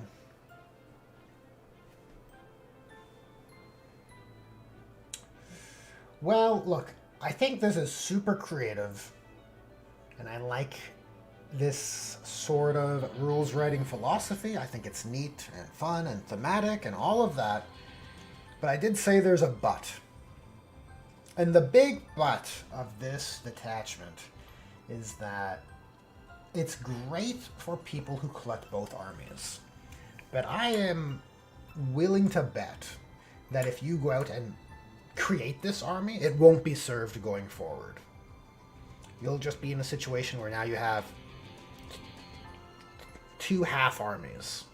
And I guess GW would want you to just play them separately and buy another 1,000 points for each. That's the... And look, there's room for me to be wrong. I would love for their rules management to not punish hobby efforts, but that is the status quo, right? So I would not... Unless you're willing to eat that cost... like, I wouldn't be willing to just be like, oh shit, this theme is so sick. I'm going to go buy 1,000 points of Genestealer Cults so Gengar can have the final day and appear and in its totally ghoulish, creepy fashion, right? I just don't think it's going to be served after this edition. It'll be forgotten about, probably. If I had to guess, right? Back to standard codex paradigms. I would assume, right? Could be wrong, but like I said, I think that's the status quo. Pollux G says, yeah, that's what I was thinking about a lot since the first mixed army detachment came out. Yeah. Makes sense. I think it's very par for the course for GW. Anyways, how does our guy look? Well, he's looking more like his bros. Oh, yeah, let me get him in focus here. I also have my Crimson Fist, which I said I would show you guys. So look, you can see how blue he is. Oh, he's so blue. It's embarrassingly blue. He accidentally blew himself. Anyways, so I like this dark area here on the butt plate. I think that's close to where I want to be. We're going to do more painting over of this guy. Look, some depictions of the Crimson Fist have a more brighter armor color, but I think that is not the way. Now I do have, I did manage to find anyways, an old Instar paint. They're Mariana's Blue, which is color matched to Cantor Blue. So this is going to be Experiment 2 Electric Boogaloo. We're going to try out this color. Try and blend it into what we got. Maybe try and keep that brighter blue at the brightest areas and blend towards this. That's the update on the Crimson Fist experiment.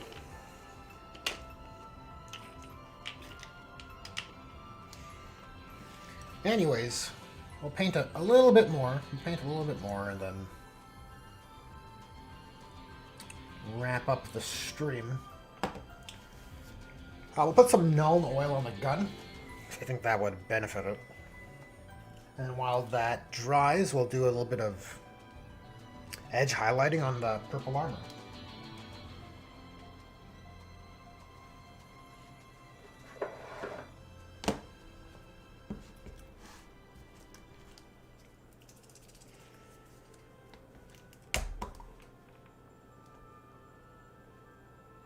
Shamar says, now that I think about it, the Cabals are more or less like Skaven from fantasy.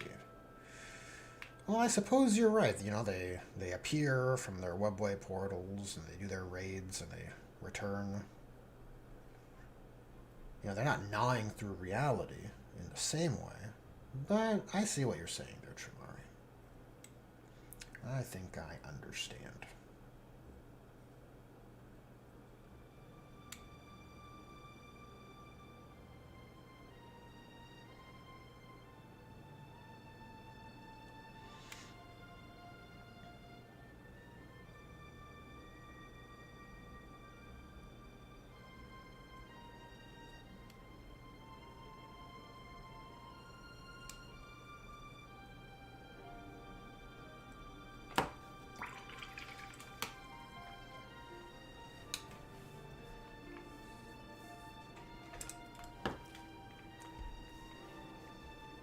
I want to use this, what was it, Alien Purple from Army Painter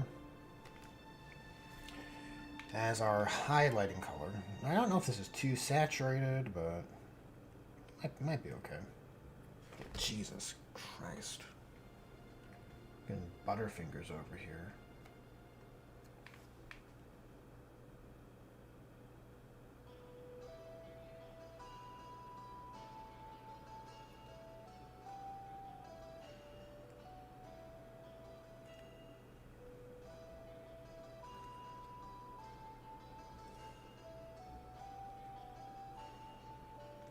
Just sort of trying to apply a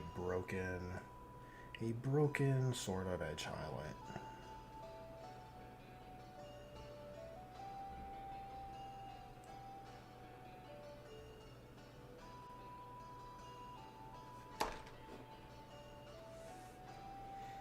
And I'll do a little bit of a corner highlight. I think that's important. It's like a soft corner though. It's barely a slight deviation in the angle.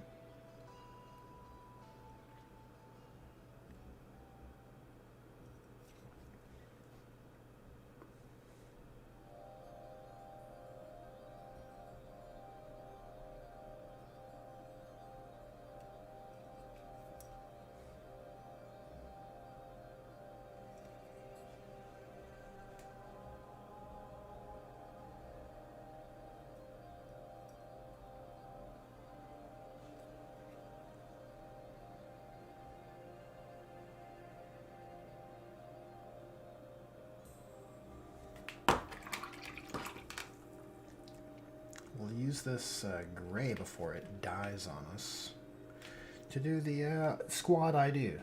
Alright, so we have a stripe.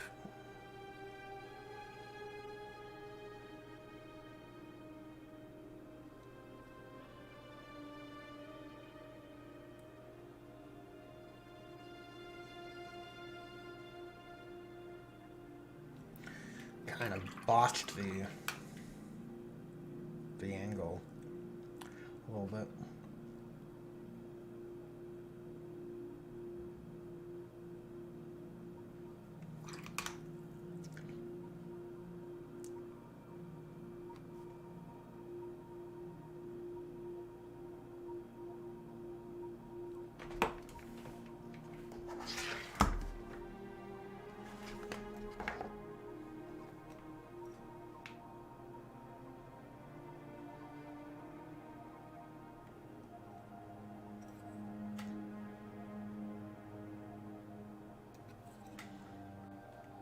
I believe we're using a diagonal mark for this group.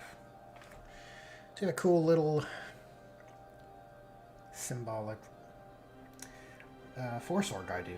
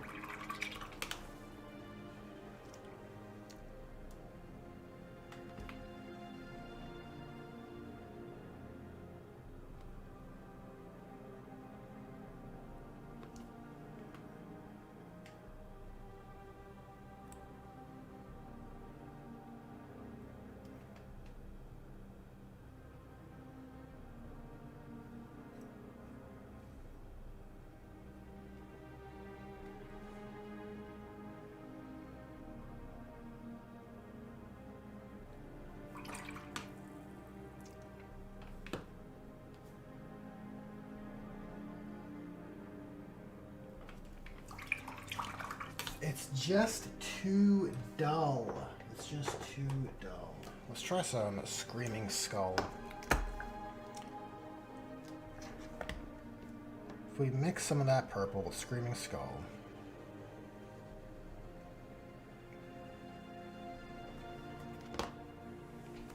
might get something a little stronger and probably more suitable.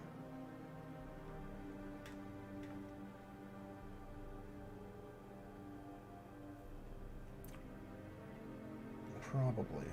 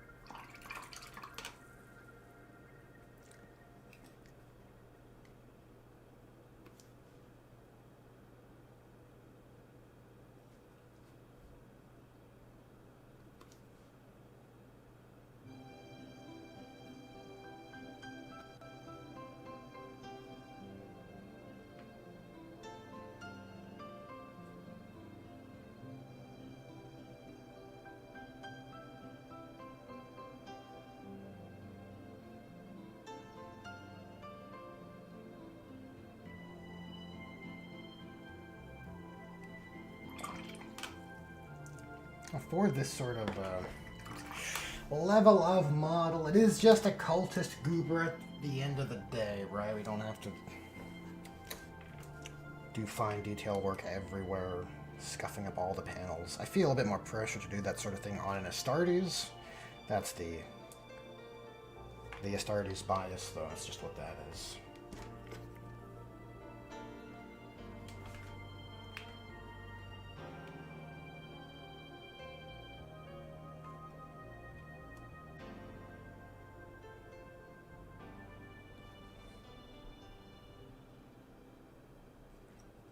Let's clean up these boots a little bit. Not too bad. We can then take some of our Screaming Skull mix, I think mix it in with that Mournfang brown. There is a bit of purple mixed in there, but I don't think it's a big deal. I think you can wear it. Look, this is a little bit alive. We can use this.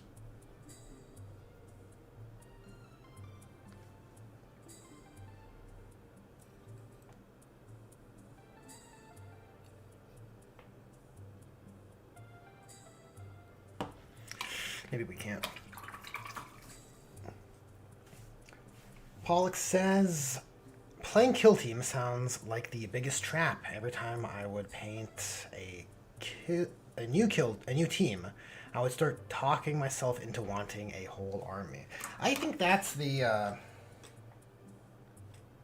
that's certainly how I looked at Kill Team before, especially in first edition when the rules were very much it's like a combat patrol light type of game, right? It was playing 40k just with smaller models.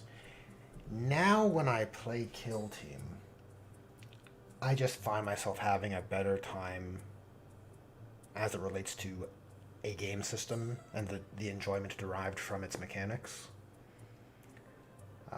I don't particularly enjoy the gaming experience, so to say, of 40k as nearly as much as Kill Team at the moment. I think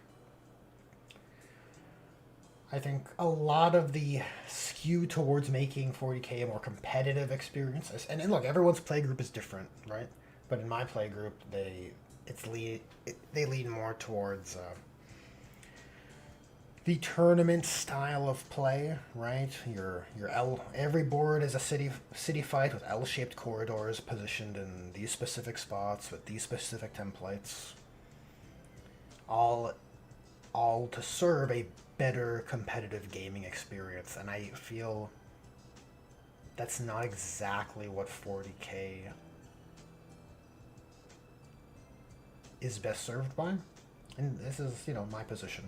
Competitive players will tell you different, of course. But in any case, I don't think. Yeah, it just ends up, to make a long story short, it just. I don't find 40k to be as rewarding of an gaming experience. Kill Team seems much more enjoyable.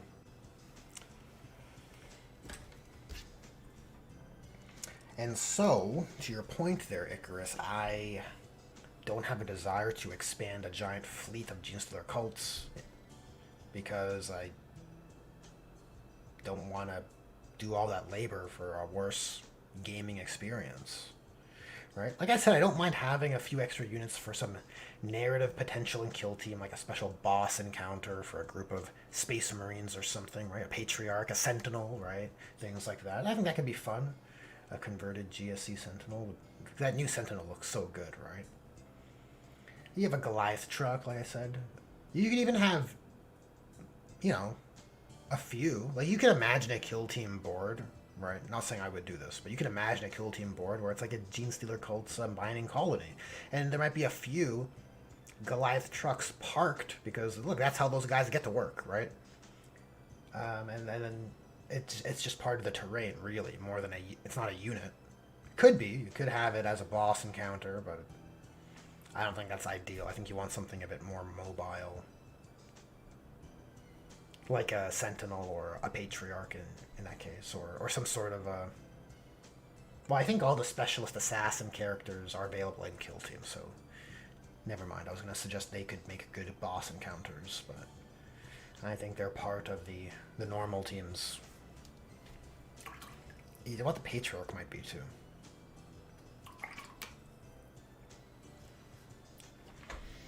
In any case, I think you understand my point. Okay, we are going to wrap up once we do our glowing elements. And we're going to do a green Weber. I think a green Weber would look cool, and his lights are green anyways. So we're going to have green glowing elements on this guy. The replacement Weber pack will probably be a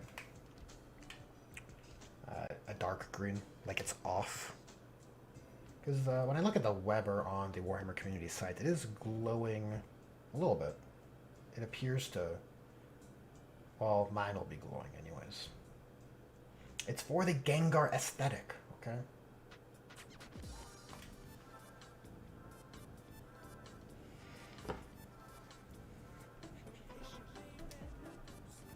Damn, these Sonic Adventure 2 tracks, they're so good. Help me get the emeralds. I don't know if you guys can hear it. I might just sound like a... Never mind.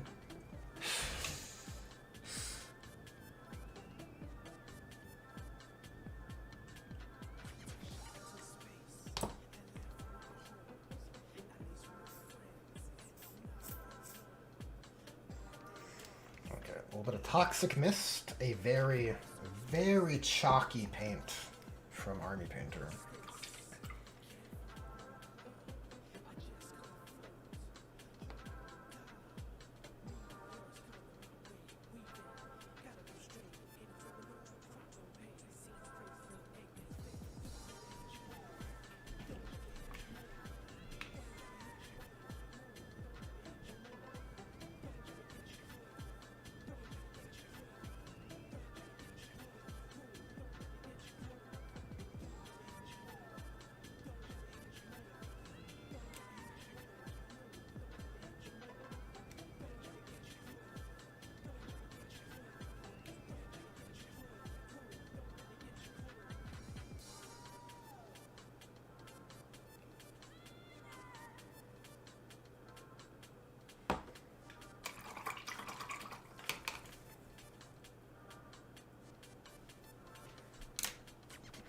Icarus says, my first couple of infantry boxes...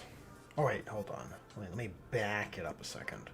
Icarus says, I've pretty much shanghaied myself into collecting Krieg because of how good the new models look. My first couple of infantry boxes should be on the way this weekend. I didn't really go for Krieg initially, but their new range refresh has really caught my eye. They look good. The Krieg range looks awesome. And like I've said before, I think Krieg better exemplifies the grimdark aesthetic than Cadia, right? Than the Cadian aesthetic.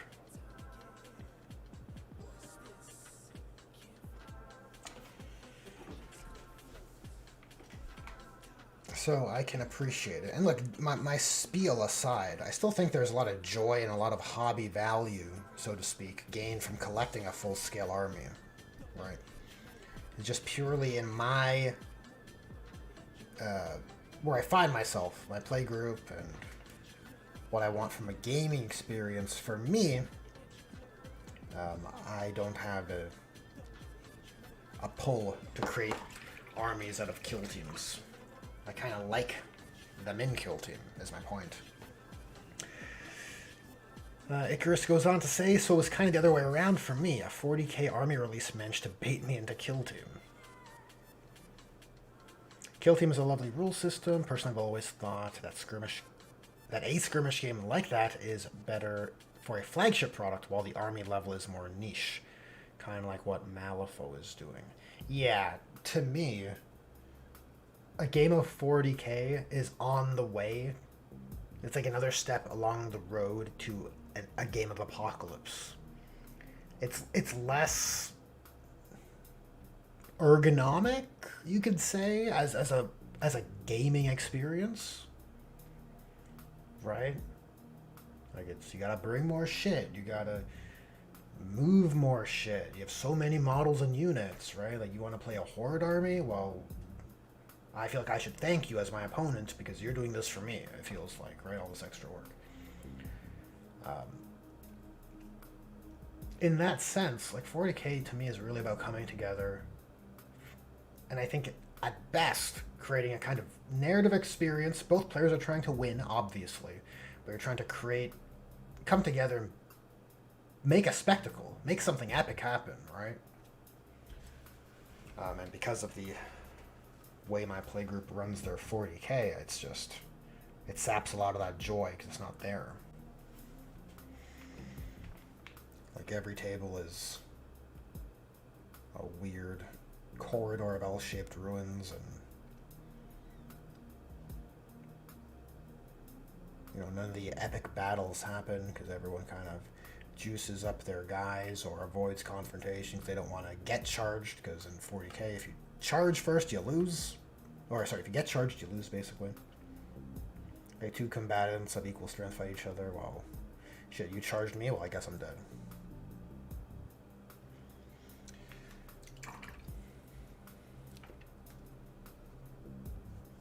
Pollux, she says, Froggy, where are you? I don't, if that's a reference, Pollux, I missed it, unfortunately. It is over my head. I feel like I have failed you.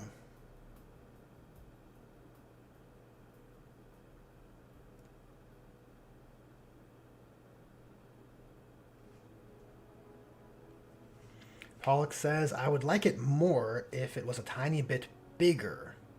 I like the small teams and stuff, but a vehicle here and there would be nice. Well, I think that's what ended up happening with Kill Team 2nd Edition. Right? They started having, or maybe it was 1st Edition Kill Team, where they started adding in leaders first, and then they added in small vehicles. And then it just turns into 40k, and you're like, shit, maybe we gotta restart the edition. Maybe we've stretched this a bit too thin or too far.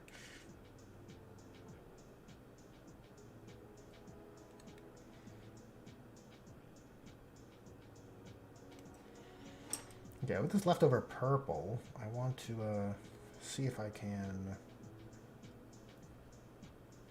get a tinted kind of purple color. And then when I put my contrast down. Maybe that'll look natural.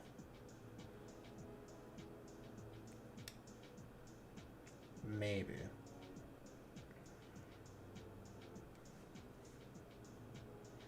Gotta get that Gauss Blaster, or it's not Gauss Blaster, Toxic Mist is what it's called. I use it as a replacement for GW's Gauss Blaster.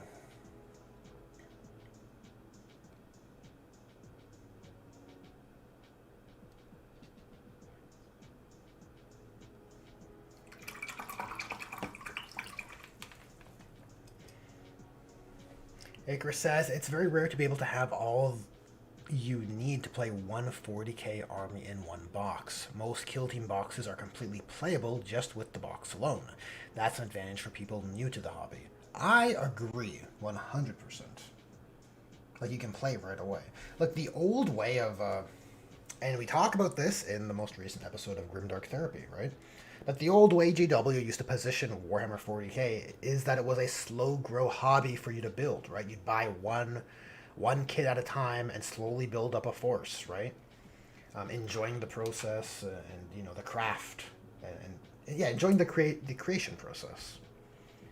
And then you might have, you know, smaller games at whatever points levels you want, right? But as things have become more competitively oriented, and as I think GW has become a bit greedier, maybe that could be a part of it.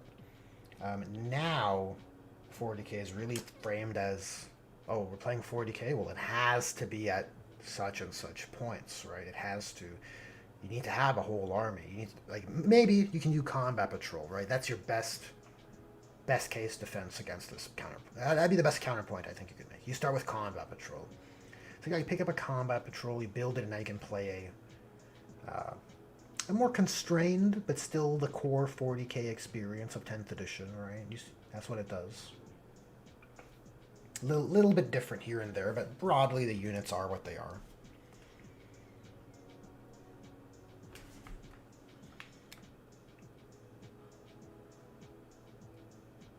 Alrighty. This Weber is looking like that's ready for contrast. Once it dries, it's gotta do the lamp.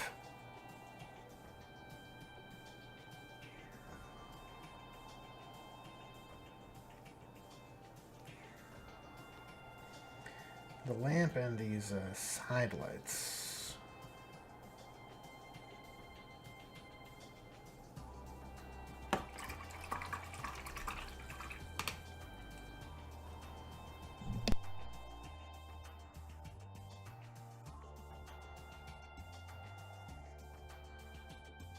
Pollux says, isn't that part of the reason why they are phasing out the compendium teams until only the box kill teams are left?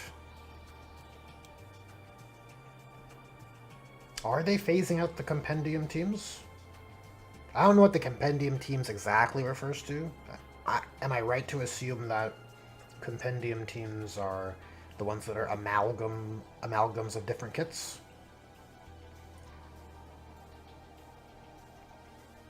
I don't know. Like this GSC kill team I'm making is a first edition kill team kit. Like, it's from the sprue I have is gray, right? It's like weird light gray plastic that they did.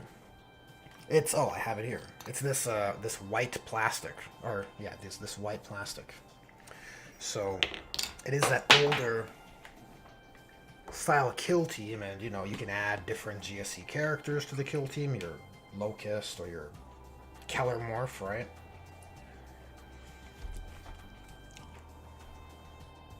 So I'd hope they don't phase it out.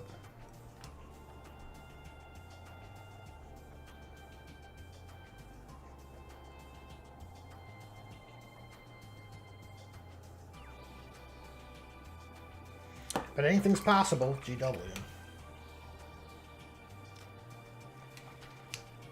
They'll make a new neophyte kill team sprue. No, they wouldn't.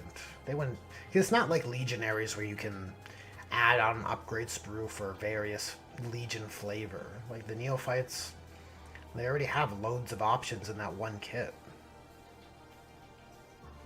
Like, it's pretty robust. I don't know. I like to believe it is.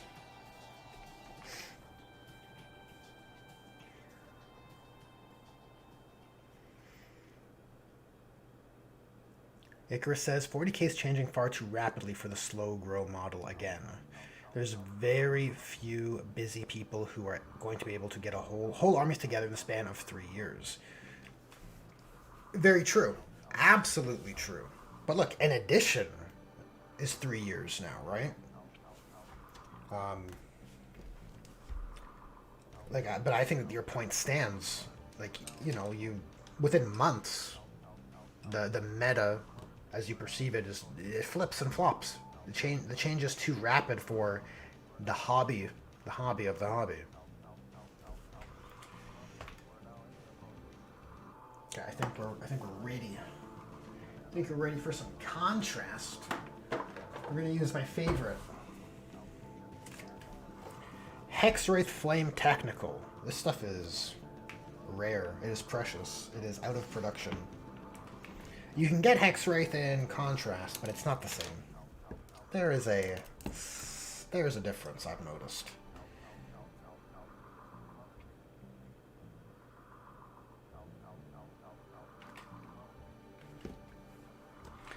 There is a difference.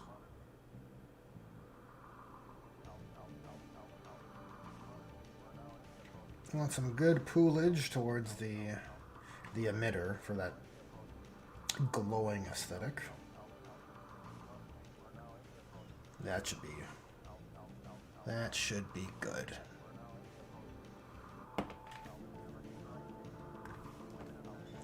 And in the lantern, we kind of overblew it a bit. We'll have to suck that out of there.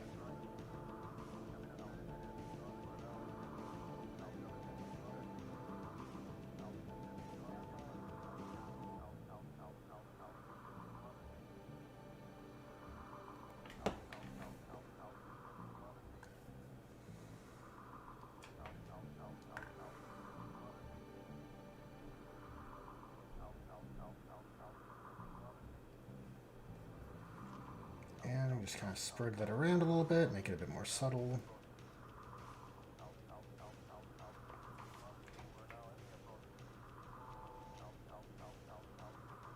Alright, there's our special weapons. Our special weapon guy with a Weber. Pretty cool. He's gonna string up some enemy operatives.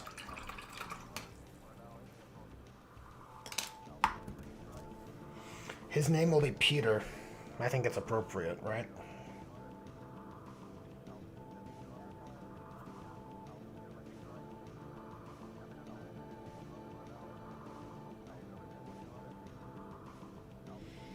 It doesn't appear that we've missed anything. That's pretty tight.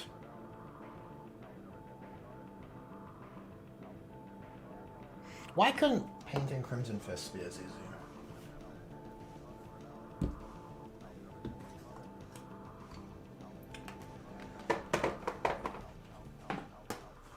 Let me catch up with chat before we sign off here.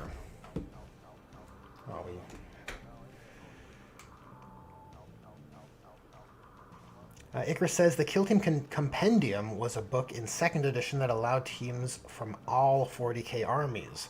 They basically had it to flesh out the game while there were very few bespoke kits released. Right. Okay. I see what you're saying. That makes sense. Right. So you want to play whatever army and kill team, there's your rules, right? Draw your operatives.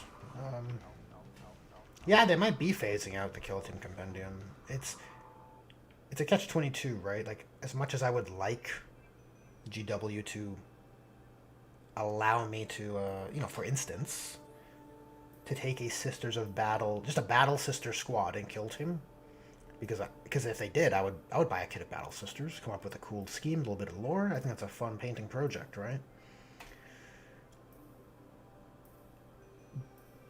But the more open you make a system, the harder it is to balance, in a sense.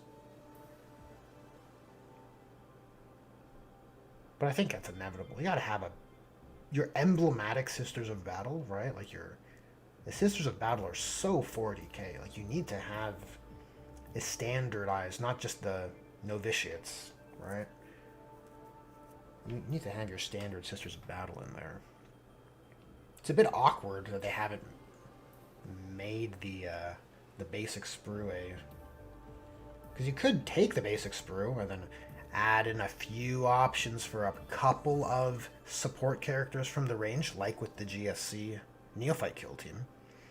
Because like the Battle Sister box, the Neophytes have special weapons and heavy weapons that give you some pretty cool, pretty valid kill team weapon options.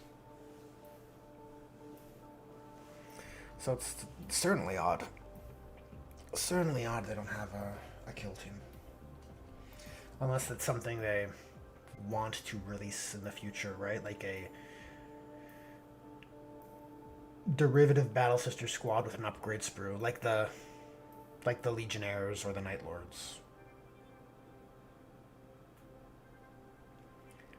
You know, an extra flavorful Battle Sister squad. Maybe there's a baby Hospitaller, or like a baby Palatine, not a Palatine. The Sword and Shield, or the Lance and Shield ones. You know, you have a little bit of a mixed group, right? Through including an upgrade sprue. Maybe that's the approach. And if that is the approach, I can see why you want to wait. Probably better than having to buy multiple kits. And if you already have Sisters of Battles, look, you can just play it, right? That's also the beauty of Kill Team. If you have an army in 40k, you probably have the Kill Team already.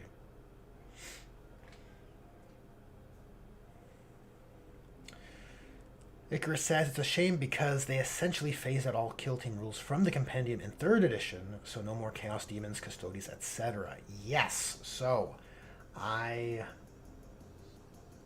very much like the idea. Look, if my Kill Team arc becomes the way, I think I'll look into such narrative-rich opportunities, right? That seems like ripe ground for some fun times, right?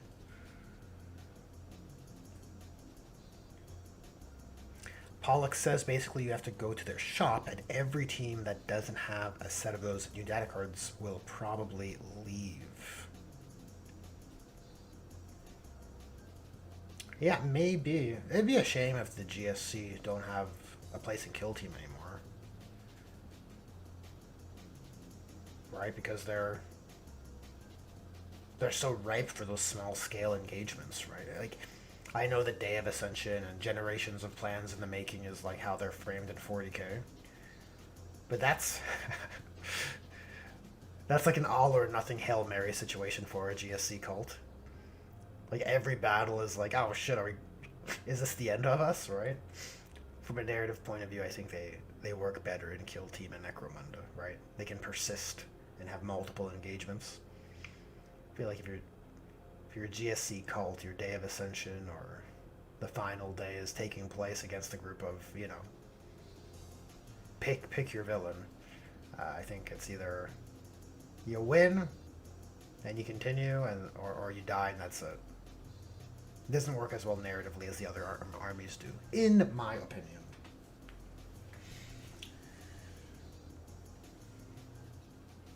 Icarus says, once I manage to get some more games under my belt and a better grasp of the rules, I might make it a project of mine to update the Compendium and other teams out of rotation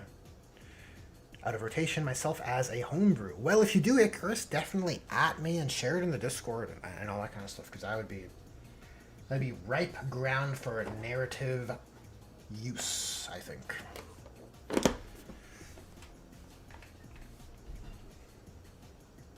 Yeah, imagine a tactical squad kill team. Oh boy.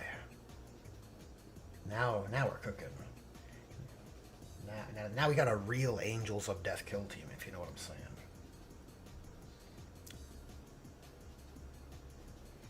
Paulus G says, I'm sad about the Commandos because they are just so cool. What's so sad about them?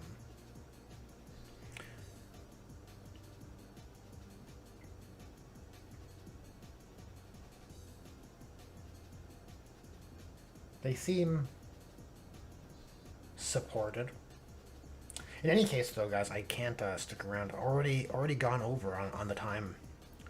So, if you made it to the end of the stream, consider yourself a true hobby hero. Thanks to everyone who joined in and shared in the hobby camaraderie. Engage with the chat, like the stream, subscribed, all that good algorithm stuff. And with that,